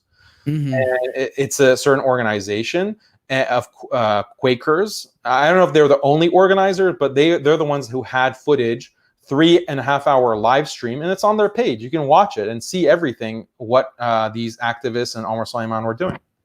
Yeah. So look, look, maybe you want to call me a little bit more on the softer side, but I'm willing to accept an apology. And this will lead to my next point, but I believe he sincerely, doesn't want to make shirk or make kufr. I believe that he has good intentions for the ummah. I don't believe he's some kind of evil person that has this intention to do anything bad. Like there are some people out there who believe that, and I'm not saying you are, but the point I'm saying is he apologized. And now people came to me and said, well, he apologized. Isn't that enough? And in my opinion, and you can share your opinion about this too, I don't think it was enough for one reason. When you're calling for specific things and you've used words like sunnah framework or, what is it, prophetic activism or whatever these terms that you use, when you said, hey, I didn't know like libation was bad, so forgive me for any wrong that I did. For me, it's like when a da'i makes his conclusion of any bayan, he's like, astaghfirullah, any evil is from myself, all good is from Allah, wa akhir ad-da'wana walhamdulillah rabbil alameen. What does that mean? I mean, you're calling people saying that you have activism, right? Shouldn't you come out and say, hey, listen, the fact that a gay, fat, lesbian priest was wiping your head with a cross is wrong. The fact that you were pouring out water in some libation thing is wrong. The fact that you're being sandwiched between two men is wrong. The fact that you have a gay guy who's pretty much riding your shoulder behind you and singing these gospel songs with you is wrong, right? Or the fact that you're using Tala al Badru Alena for these stupid gay, for this nonsense is wrong. Like, we have to specifically, I know it sounds funny and it's basic, but it's like you have to mention this and say, listen, this is what is wrong with the situation. Then I feel like, hey, not only have you understood what's wrong, but so has the community that you are influencing understands what's wrong. And I would say that would be a genuine, a rectification of the situation. I would genuinely let it go. I would say, look, he recognized that. Granted, because I'll be honest, I didn't know what libation was. I really didn't know. The only thing libation I knew was basically just, dead homies, you pour some booze out for them, and that was it, in movies, right? That was it. I didn't know anything about it. And I don't expect him to know about it. But shouldn't this be a kind of a warning that, hey, you know what? Maybe everything that happens at these gatherings are not exactly, where Muslims should be, right? And especially not calling it prophetic activism. So what is your take on this whole apology thing? And because some people say, well, he apologized. If you look at his statement, his apology and where he says, may Allah forgive me, is very specific to the water ritual. Like he says that he didn't know what it was. And then but you accept this truth, or you accept this no matter who it comes from, no matter their malicious intentions, and may Allah forgive me. But prior to that paragraph, at the beginning, he says a lot to justify what he was doing. He says that, look, he admits it. He was like, look, there's awkwardness at all of these rituals, non-mahram awkwardness. That's how he put it, at all of these protests. And this protest had a higher than usual number of rituals, which means that many of these protests, there are rituals. This one just had a higher than normal amount. And he admits that he had seen this kind of water pouring out at other kind of protests as well. So if you're seeing that, and you don't do the research to understand what it is and whether it's permissible for you to be a part of it and to lead others to be a part of it, like you didn't do the research, he calls it non-mahram awkwardness, as if it, like he's minimizing it. So he's not apologizing for those things. He's justifying it. What about the singing? What about all of the sandwiching that you're talking about? He didn't apologize for that. He just kind of dismissed it and said, look, this is what it is. This is what activism means. This is what being at a protest means. You have non-mahram awkwardness. You have these awkward kind of moments. And he was actually, I was shocked at the level of boldness, which he's openly admitting that this is not something strange for him at all. This is just the usual. And it was only with the water pouring that he kind of expressed remorse or an apology for. And we can accept that, fine. But exactly like you said, you said it beautifully, mashallah. What about all of these other things? When are we going to get an apology for that? For his own sake, tawbah for his own sake, he should be concerned about that. But then we have to ask, right? Is this right? Is he fit to be an imam? Okay, because he's been you get a situation where someone is just too big to fail, supposedly. Oh, he's just so popular. But really, why have certain figures become popular? It's because they're willing to engage in these kinds of issues and cross boundaries and be willing to stand with problematic figures, stand with LGBT, not speak out about LGBT, be willing to do these kinds of things. That's how you become popular. Why? Because the mainstream media selects those kinds of sanitized figures that are as politically correct as possible to put them on the podium, to put them on the platform, to give them the op-ed. So these two things are related, right? These two, wait, let me finish this point. These two things are related. And the community has to ask itself, is this someone who is fit to represent us? Someone who can fall into these kinds of practices? Someone who can literally be in an act of shirk And that water, he might not have known the name of it. I didn't know the name of it, but you can listen to the footage. Every single person in that ritual had words about God. God is singing in our hearts. This is sacred water. This is consecrated earth. The one rabbi, which is not part of the footage I included, but I will release it. He's reading from the Torah, like he's reading Jewish prayers. And Omar Solaiman didn't know that this was religious, like this is a religious kind of event that he's participating in. So maybe like he didn't have that knowledge. But that means that he's ignorant. That means he's ignorant. So how can you be the Imam? And not only you're the Imam, you're telling people this is prophetic, this is sunnah, this is sacred activism. And let's not get it twisted, right? Because the video came out later. We had pictures that came out, pictures and description of the event, and saying, look, he's standing with these people and he's part of rituals. I said that specifically in my tweets and my Facebook posts. And then all of these people associated with Omar Solaiman denied it. And they said, no, this is beautiful. We stand by Omar Solaiman. We praise him. He's doing a lot of good work, right? And then he attacked me. This guy, Abu Isa in the UK, called me, said I lost the plot and all of this other stuff, calling me, others were calling me liar, saying that I'm misrepresenting everything. But I mean, that means that they didn't read it, because I shared the articles that were describing exactly what was happening. So they're praising something that they hadn't actually read. And then the video came out and actually showed it, and that caught people's attention. But I didn't bring something that was private. It was all public domain. It was all public domain, and they were willing to praise something that they didn't really know about. They were willing to push the Muslim community into something that they didn't really know about. Omar Solaiman knew about it, and he didn't reveal that. He didn't share that. And then, that's what happens when you're not forthcoming about the truth. Right. So let me ask you about, there's a couple things I want to ask you about and get to them because they're related to this. So let's try to get to them.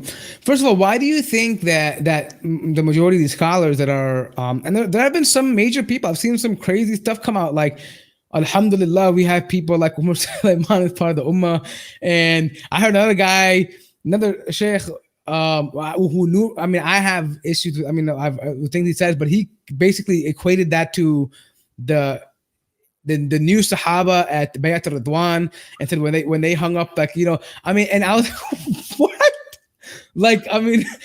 So my question is, why do you think it's hard for some of these mainstream individuals to say, hey, look, what he did was wrong?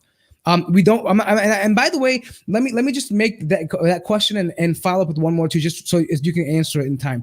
The thing is, if we don't believe in cancel culture as Muslims, right? And if you're saying, well, is he suitable to be an imam? I would say, listen, you know what? Do you think that maybe if he just comes out and says, look, these were wrong, maybe I should reconsider my stance on this whole activism thing, that maybe it's not helpful. The environment cannot be Islamic because of what they're calling for. Would it need to be canceled altogether? That's, I guess these are related, right? First is why the shuyukh around him that are supporting him, why they're having trouble condemning him. And the second part is, if he did come out and say, this is actually not compatible with the Islamic lifestyle, would we need to have to cancel him?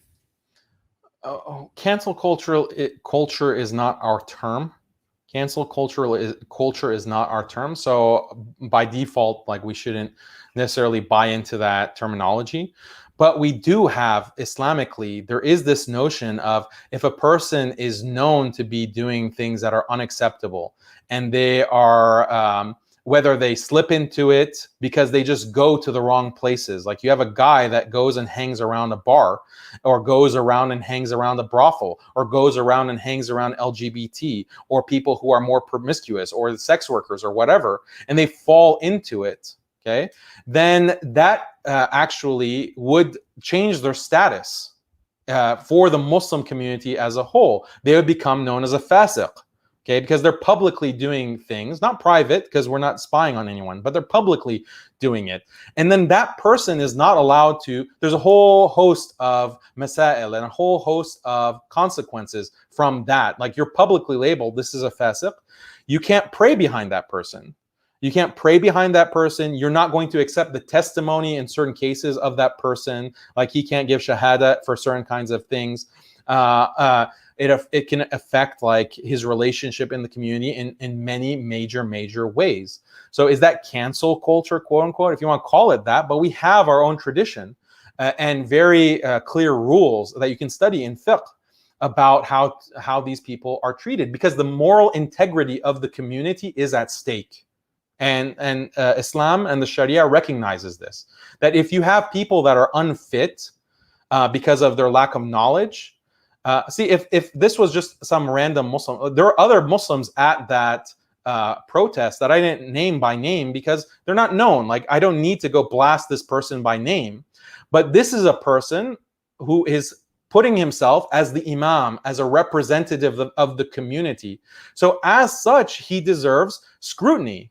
And we have the right, we have the right and we have the responsibility to scrutinize him because he's putting himself in that kind of position. And so, yes, we do have a perfect Islamic guidelines for someone who falls into things like this, whether they're fit and suitable to be the Imam and to be considered a da'iyah and to be in that position of leadership. Of course, this is all like part of the Islamic tradition. I'm not going to call it cancel culture. We're more sophisticated and advanced than any kind of nonsense culture that is created on social media, and it's grounded in our scholarly tradition. And as for why like you don't see others like criticizing and coming out and condemning it, I've seen a lot of people, I've seen a lot of scholars and imams condemn it, both privately and publicly. The only ones that I've seen support it and publicly praise Omar Solaiman and kind of try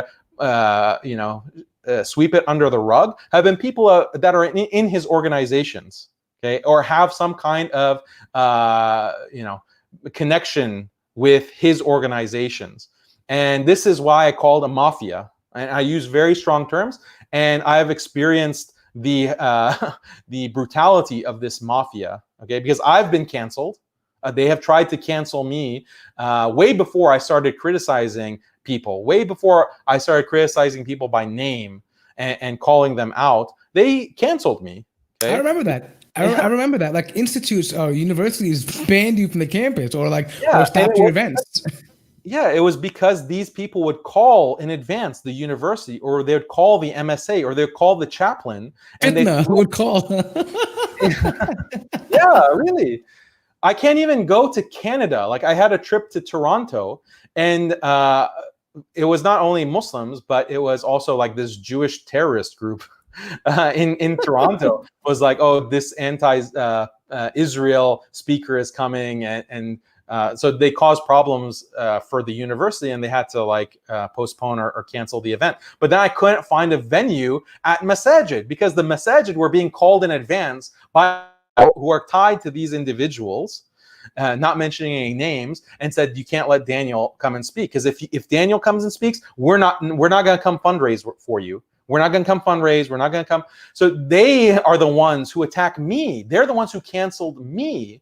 And it's not just me. Anyone who speaks on these issues, like, oh, Daniel should focus on the issues and he shouldn't name names. I was focusing on the issues, but these issues implicate these imams. Like, how can I'm focusing on the issues by denouncing support of Khizr Khan, the father of this war criminal. I'm denouncing Khizr Khan. That puts pressure on these imams because they're praising Khizr Khan.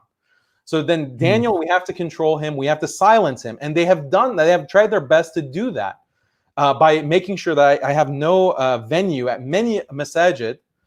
As soon as they find out that I'm going to a certain masjid, they call in advance and the cancellation comes, or the rescinding the invitation comes.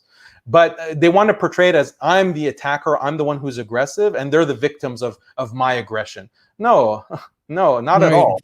No, I understand what you're saying. So let me ask you this then. Okay, so some people are saying, well, you know what? Previously, like in 2016, you had a stance on the LGBTQ, saying that you might, like, I guess in a I can't recall the exact quote, but someone put it out there that that you had in a stance that, you know what, that at a universal level, meaning that in a human level, that there's some effort that could be, you know, that we work with them on or something. And they claim that position changed. Is that, I mean, I don't know, what was your position? I mean, was there a position that you had in 2016 that was related to the LGBTQ in terms of like respecting them or like any type of allyship or anything of that nature? So I made a so I have a paper that some of these critics are citing, and people can read that paper. It's on academia.edu. And that paper goes into a lot of issues, but basically it says that anything that has a grounding in Islam, we can support. We can support that as a right. So one thing that Islam recognizes is that you can't just say that, oh, you're gay, so I'm going to come and beat you up. Like, that's not, there's nothing like that in Islam. There's no right to do that in Islam. You can't just assault people. You can't also go and abuse people. You can't even go and accuse someone of being a gay. That's qatf. That's a crime that has a had. If you go and accuse someone of being gay, you'll be punished, right? You'll be punished for spreading that with a had. So that's all the broad consensus of Islamic scholarship. We can identify those kinds of rights. So then if someone says, oh, well, as LGBT, we don't want to be assaulted, okay? So, okay, yeah, well, we also agree with that. We also agree based on Islam that there's no such thing as this kind of assaulting people just because you think that they have a certain sexual preference. We don't have that in Islam. So is that an LGBT right though?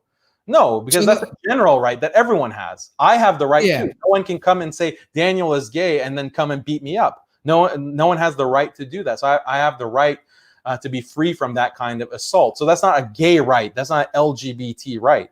And I make these kinds of distinctions very clear. So some of these trolls just take one snippet, like one sentence, or they take a clip. Like I gave a 30-minute lecture and they take literally like 10 seconds and cut it right before I make these kinds of nuances. And they say, oh, look, Daniel supports LGBT rights. See, in 2016, Daniel really thought that LGBT rights were totally halal. And now he changed because he has a grudge against Yaqeen. Not at all. I've been very consistent about what Muslims can and cannot support. And in 2016 also, I was at an UMJA conference and I made my views very clear on supporting LGBT rights. And that video was recorded by UMJA. And that video shows me on stage with Hatem al-Hajj, which is one of the scholarly advisors for Yaqeen. We were on stage, co-panelists talking about this issue. And Yasser Qadi comes up and asks us this question, like, can Muslims support LGBT rights, or can we should we oppose these kinds of rights?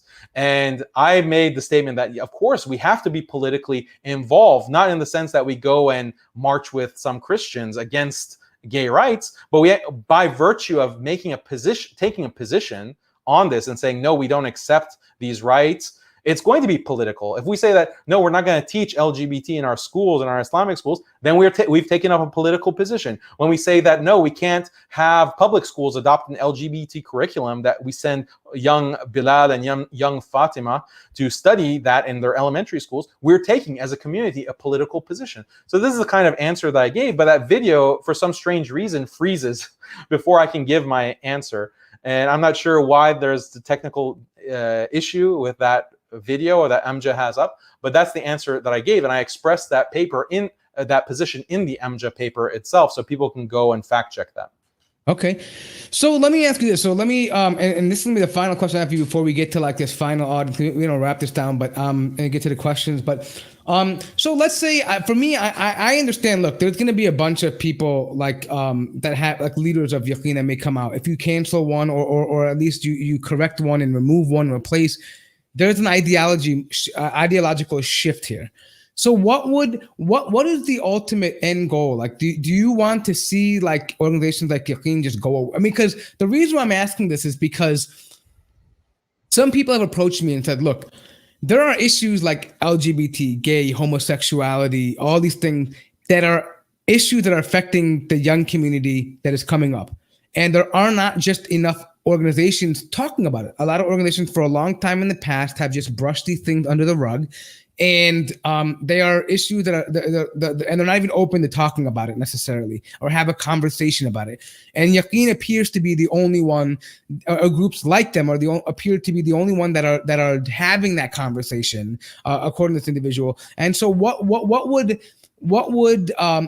the end result, like if we do away with it? Like who would be who would be now carrying the conversation? I mean, I know what you're thinking, but I wanted you to have a chance to respond to this. I mean, I can't help but laugh. What do you mean? Like having the conversation? First of all, like, what does that even mean? You can have a conversation and say all kinds of wrong things and have all kinds of misguidance in that. And then just because you had a conversation that's a good thing? No, like we evaluate things based on if what they say is right or wrong. First of all, it's factually incorrect. They're not the only ones who are having the conversation. Many Muslims are talking about these issues in the right way, in the Islamically correct way, with all kinds of evidences and proof. And just because they don't have a multi-million-dollar fund behind them doesn't mean that they're not having the conversation.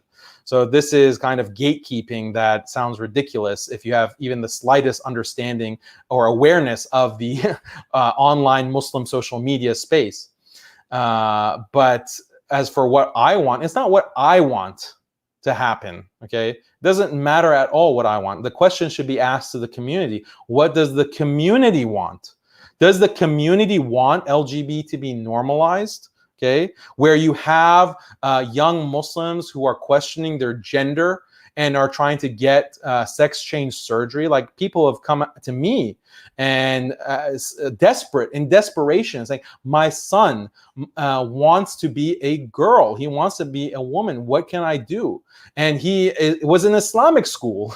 He's in Islamic school and he wants to, I just don't know how to address this. So do we want more of that? Do we want more of Muslims saying that there's nothing wrong with LGBT and actually it's perfectly fine? And actually, if we look at these ayat in Qawm Lut, about Qawm Lut, this is not really relevant to our time, and we have to like look at alternative readings. Maybe we should open up some other books and see what we can learn and reform. Like, do we want our community to go down that route? Do we want our community to go down a feminist route?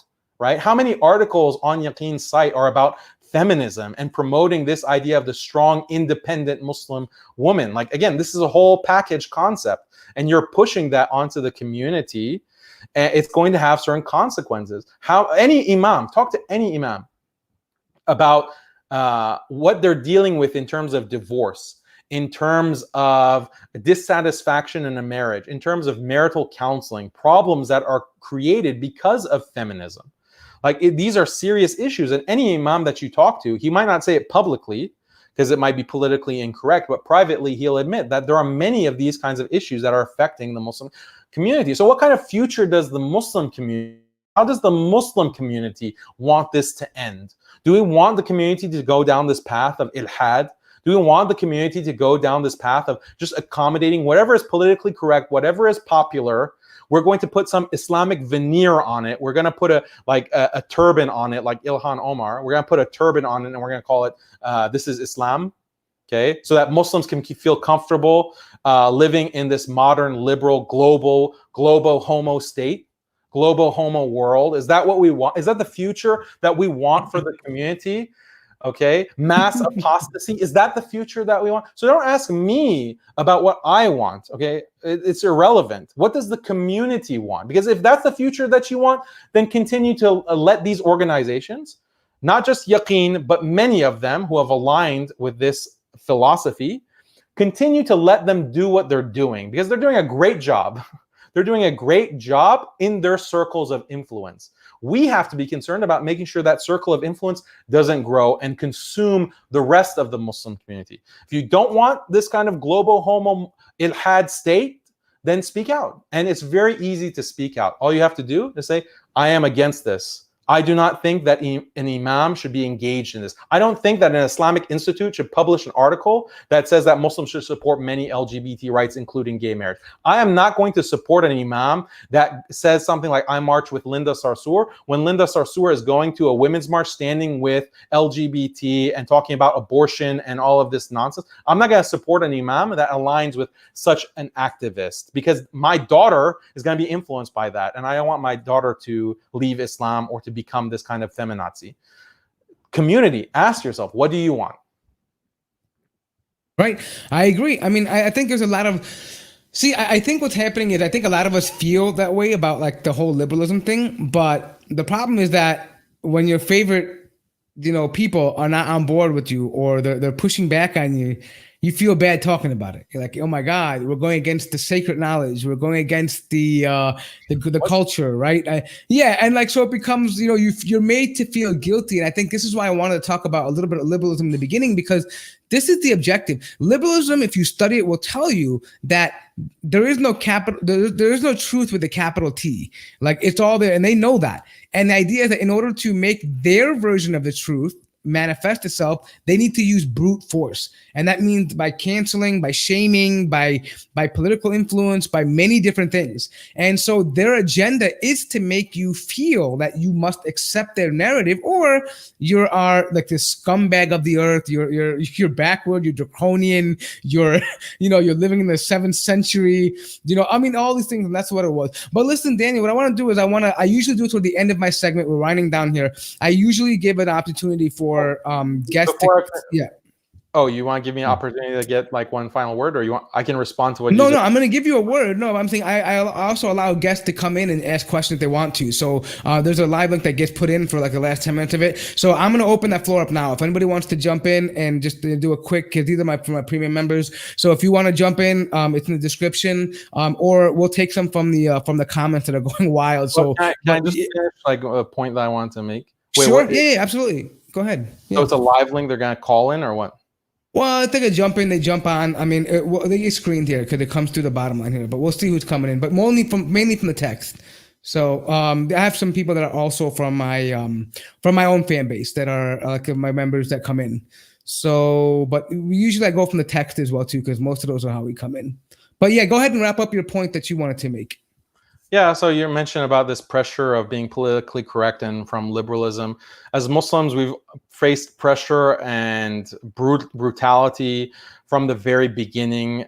We've always had this kind of opposition to Islam, and it's not going to go away. We're not going to live in a world where the truth is just mass accepted, at least not in this day and age. So we have to get used to facing that kind of aggression and that brutality. And we have tawakkul. We rely on Allah. Allah is the one that can give us nasr. He's the one who can give us tawfiq, success and victory. And he is the one that ultimately determines how truth spreads. And he's the one who turns the hearts. And we have to have that kind of confidence and really turn back to him. Turning away from him and thinking that we can be relevant by accepting these ideologies and catering to them and kind of bending and molding ourselves to those ideologies, that's the recipe for failure. That's the recipe for failure in this life and the next. It's the recipe for spiritual bankruptcy. So we have to go back to basics and realize where true success comes from in dunya wa akhirah.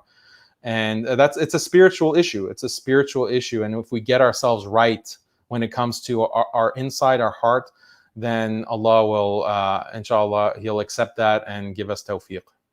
Inshallah. I have a brother that I usually talk to. Bring him on. Tupac. He's back from the dead. Salam alaikum, Tupac. What's your question or comment? Wa alaikum salam. Salam alaikum to Daniel as well. How are you? Wa alaikum salam. How are you? I'm good, thank you. Yeah, so I agree a lot with your criticisms of, for example, the sort of shirk march that's been going on, and that's really problematic behavior for an imam, as well as your criticisms of the sort of liberalization of the Muslim world. However, there's just one thing, and I don't want to call you out, brother. I have a lot of respect for you, but I just find this hard to reconcile, and I just wanted to hear what your opinion on it was.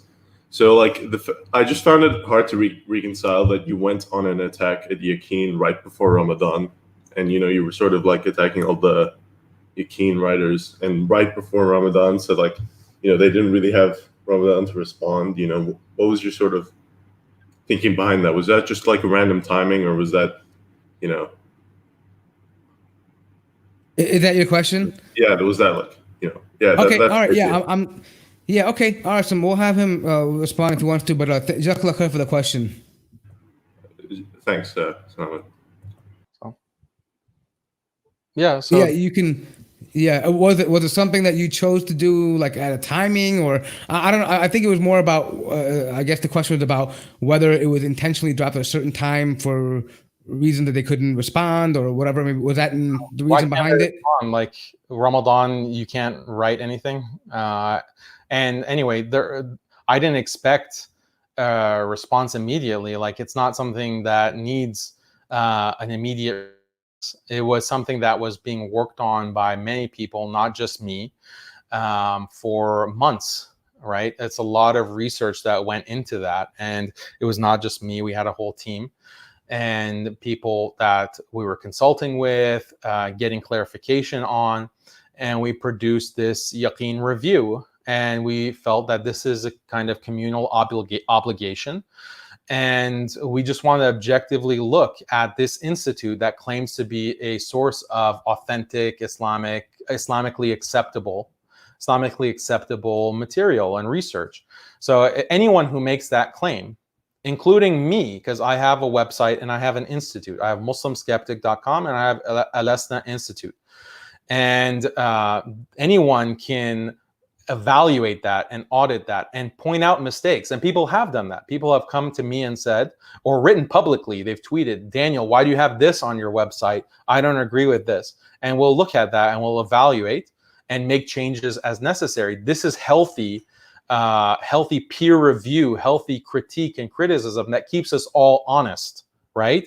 And makes sure, like it ensures to a certain extent that crazy ideas aren't being spread, right? Crazy un-Islamic ideas aren't spread. You have to have that kind of check and balance. So which disturbs me is that when the institute itself or its affiliates take offense to being critiqued, okay, they take offense to getting pushback. That's not a very transparent culture, right? That's not very transparent. Where's the accountability? Like and when it comes to any kind of academic publication, a journal, you have peer review, and then you have people who will criticize you and will correct you and all of this. So why is Yaqeen immune from that? Or they are beyond that? Like we can't criticize them or critique them? Or there are certain times of the year like where we can't put out our critique? Like I'm not on Yaqeen's schedule or Yaqeen people's schedule, right? We had a certain report that we're creating, and then we dropped it when it was ready to be dropped, when it was finished, and no later. We didn't like hold on to it, and then as soon as it was ready to be published, we published it. It just happened to be a week or two before Ramadan. There wasn't any kind of special tactic behind that, and there's no reason. If they really could have responded within a month time, they could have. Like, why would they not respond within Ramadan? Fair enough. Okay, I think we're almost getting ready here, so we have time for one last question. Adnan is here. Adnan, please try to keep that question short because we have only time for a little bit left. It's been almost 2 hours now. I want to let the guests go. So I'll bring you on. Assalamu alaikum, Adnan. What is your question for Daniel? Assalamu alaikum, guys. Quick question for Daniel, man. Quick question for Daniel. I admire your work, and there's another brother. I admire his work as well. He's kind of a little bit opposed to your views and defending Yaqeen. His name is Asadullah Ali. I think you're familiar with him.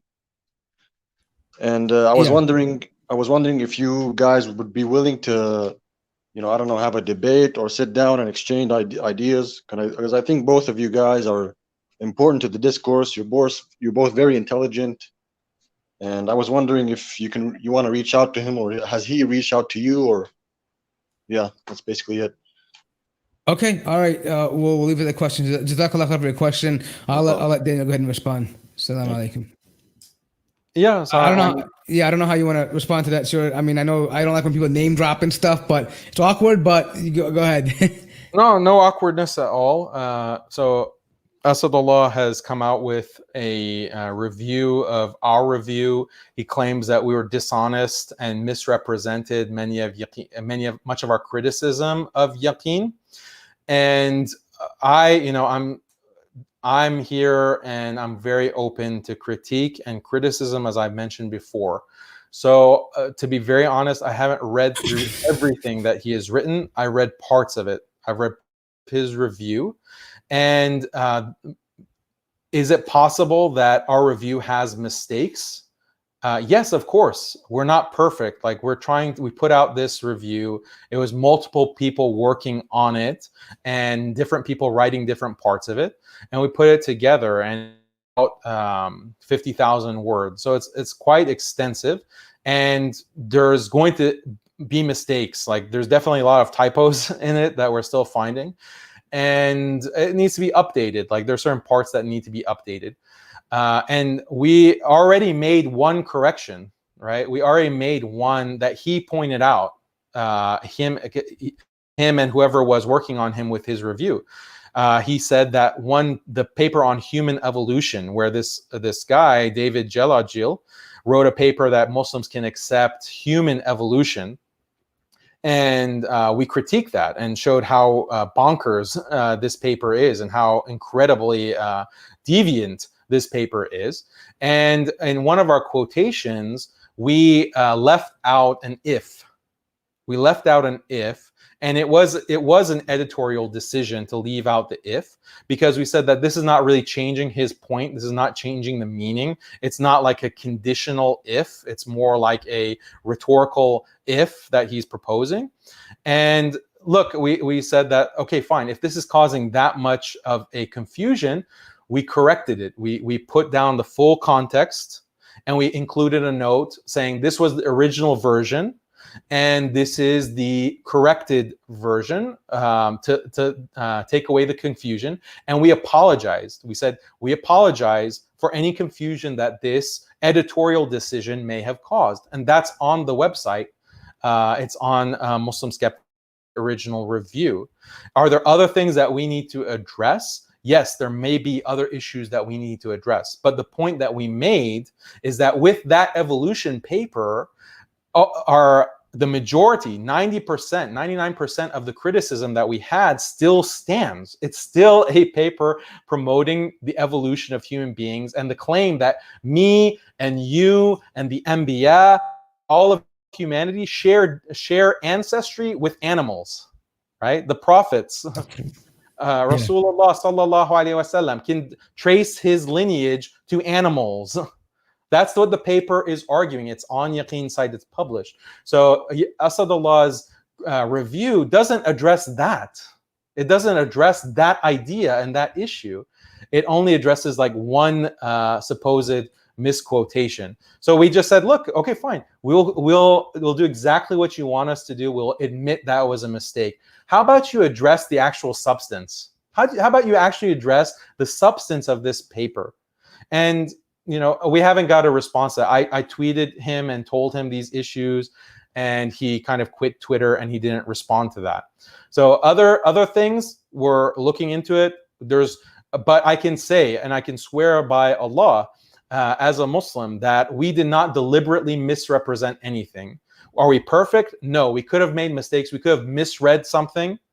And we will, in good faith, make the correction, and we will be transparent about the corrections that we make. I wish I could say the same about Yaqeen, but they don't editorialize. They don't put a note for the they make, and you can't really find the history of their papers, because if you go to like the archive, the Internet Archive that takes snapshots of websites, they've wiped clean their entire history, and none of their pages are archived. 4 years of papers, you can't find a single archive page from Yaqeen Institute, which is very shady, actually.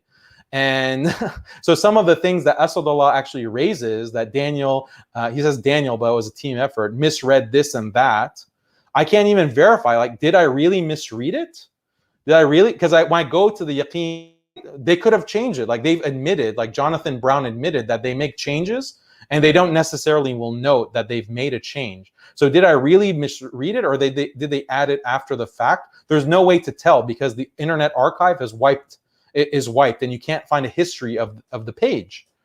So that being said, we want to be completely transparent. We want to be completely open. Address the substance, please. Address the substance and be honest. I know Asadullah, I don't have any personal problem with him. I don't have any kind of personal beef with him. And I would like to have a conversation with Asadullah. Yeah, I mean, just to be clear.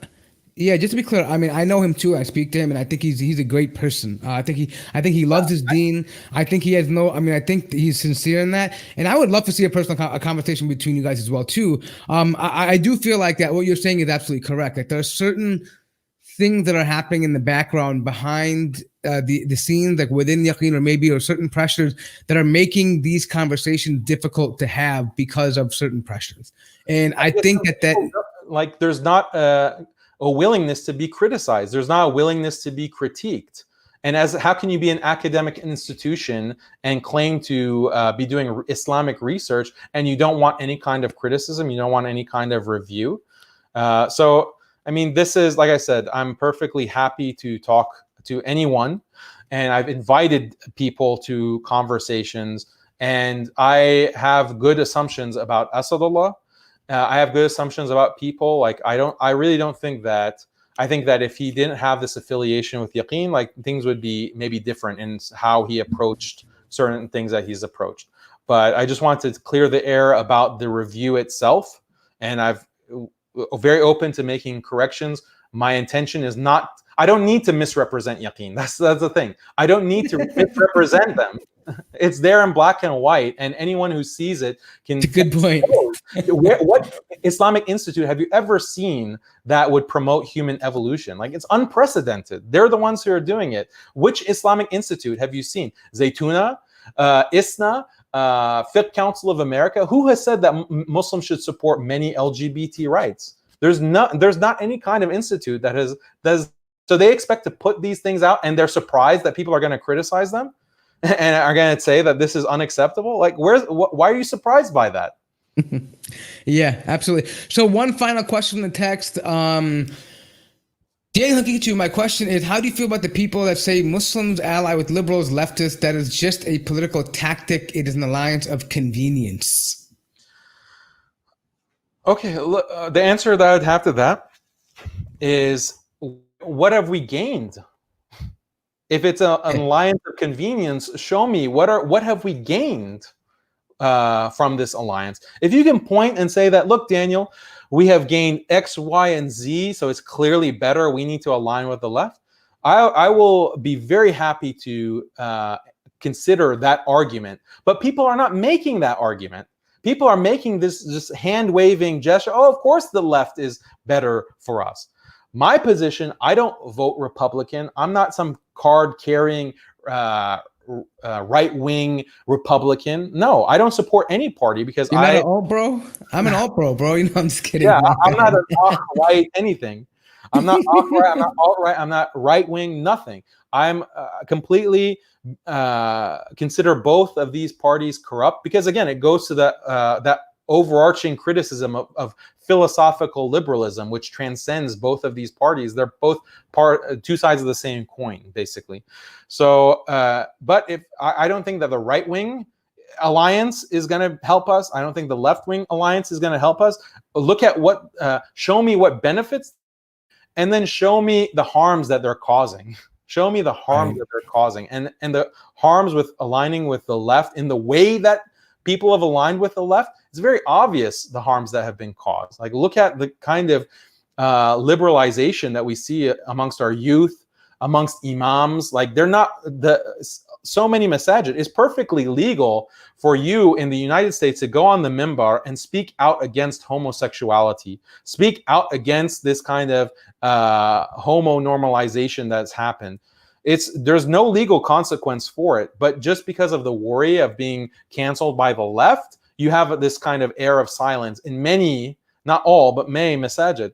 So this is very worrying. You've basically not teaching, you're concealing part of the book, basically. You're concealing part of the Quran, because the story of Lut alayhi salam and his people spans about 80 different ayat in the Quran, 80 different ayat, and you're not teaching them. And you're not teaching them the spiritual and the moral message of degeneracy and fahisha. You're not teaching that. So this has disastrous consequences for this generation and the coming generations, because that generation is not going to teach the next generation. They're not going to teach the next one after that, and so forth. So these have big consequences, and we have to include that as part of the overall evaluation. You want to do a cost-benefit analysis? I'm completely on board. Show me the benefits, and I'll show you the costs. Show me the benefits, and I'll show you the costs. If you have... Like another thing, like this idea that, oh, we can just be liberalized and that will attract more people to Islam. Where? Show me how that has happened. All of the evidence suggests that this kind of 20 years of being this cutesy, cotton candy kind of Islam, it's not had a positive effect at all. We're not seeing masses of people coming into Islam. If there were, like if you had these what I call compassionate imams or woke imams, and they're kind of giving this politically correct message, politically correct dawah, and you had hundreds of thousands of people coming into Islam, I would say like, maybe there is something to this. Like maybe we do have to really think about the maslahah here. We should think about that. But even if there were hundreds of thousands coming to Islam, what kind of Muslims are we coming in? Are we an ummah based on numbers? I mean, since when did I would rather have 10 good Muslims who understood something properly than a million of these, LGBT that's how. But I always make this argument. I say that the left will kill your akhirah and the right will kill your dunya. I mean, so there's no, I take a stance of Malcolm X and say, listen, they both don't like us. If you want to be active politically, join in. My personal feeling is do what other Americans have done, like the powerful ones. The money talk. If you want to have a lobby and you want to pay a politician to vote in your interest about something, that's far better for you to do than to actually sign up and wear a stupid donkey pin on your shirt, right? I mean, you're not going to get anything from that. And here's the thing: most of them live in places that are already liberal. You can't change your vote, dude. They don't understand even the basic process of how these federal elections work. The Electoral College, bro. You live in New York. You live in Chicago. You live in California. You live in Houston. These are Democratic areas. You're not going to get much of a change here, right? You don't have to vote at all. You make up less than 1% of this country, bro. Like, don't worry about it. It's not going to help you. Right. I mean, that's why I don't get this argument that they always make, like, oh, we're just being like, and I feel like, hiding in the guise of the left is going to somehow make us more approachable or more make America more tolerant of us. No, look at the world right now. Look at America right now. You have the rise of the Trumpanzees on the right, and they're fully going at like the Antifas, and it's a circus, right? They hate each other. So why do you want to put yourself in the middle of all that nonsense? For what? I'm going to go defend and fight for Antifa now because they might accept me. I will say one thing though. I will say one big harm. Like, I don't even think aligning with the left helps us in terms of dawah, because you have the reality, I think, is that the majority of the country really hates Antifa.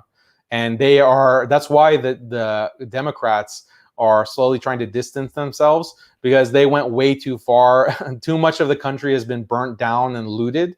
And now it's become like a PR nightmare for the Democrats, because they were like, you have this Cortez congresswoman saying like, we're trying to radicalize you. And so the Trump campaign is just playing those clips over and over again of these Democratic senators, or even Biden, like saying, we're trying to radicalize you. Yeah, go and you show them what you're made of. And I think the majority of the country is like, okay, we didn't sign up for this kind of revolutionary, burn the whole country down. And insofar as Muslims, like these Muslims who are inclined to think that, oh, if we just side with the left, it'll be good for us. No, actually, you're making the country hate you. You're making the country hate Muslims. Like someone like Ilhan Omar is an Islamophobia machine, because the way that she acts and the things that she's so outspoken. Like, she doesn't need to be so outspoken, but she puts herself in front, and she's used by the Democratic Party as this kind of scapegoat. They put her to say these really far left things, and then the country thinks that the Muslims are like this. and they hate this kind of far left Antifa type of revolutionary stuff, and they end up hating Muslims for it, and they think Islam is all about this stuff. So she's doing anti-dawah, she's doing anti you know, it's Right. creating Islamophobia, not addressing it. Correct. Well, I think we've kind of got to all the questions, Yeah, and I think it's been, it's a long 2-hour session, so I just want to wrap this down. Daniel, I'll give you the final comments. Do you want to make anything you want to say before we sign off from here, and anything that you want to just let be known out there to the 100 or 60, 70 people that are listening, let it be known. I just wanted to show my appreciation for you, Morton, for doing, mashallah, good work with your platform now. I wish you all the best. May Allah bless you and make you a strong voice for truth, and make you a strong voice for your listeners, to really be aware of these kinds of dangers and these issues going on with the community. I'm so happy that you are speaking out on these things, and you're willing to address issues that are not necessarily popular right now. But as you said, it's not about numbers. It's not about popularity. Just keep doing what you're doing, inshallah. Stay true to your principles. And I say this to myself as much as to you or anyone else. We stay true to our principles. We stay true to our deen, and Allah will give us that tawfiq, bi'idhnillah. All right, there you guys have it, guys. Make sure you go. All of Daniel's links are down below. Muslim Skeptic. You can check the link out if you don't already know, but it's there just in case you guys don't remember it. Make sure to subscribe and hit the bell. Also, if you want, you can become a membership and get behind the scenes access like some people did. In any case, I thank all you guys for joining in for a whole 2 hours, and thank you so much, Daniel, for coming on. I know it was late, and I know you had things to do, and you're probably hungry now, like I am. But I appreciate you coming on, and may Allah Subhanahu wa Taala continue to aid you and to protect you from any kind of slander or any ill intent from certain peoples. And we ask Allah to accept from you, and inshallah He will accept. Allahumma ameen. And we will see you later. So inshallah we'll talk. Wassalamu alaikum wa rahmatullahi wa barakatuh. Wa alaikum assalam wa rahmatullahi wa barakatuh.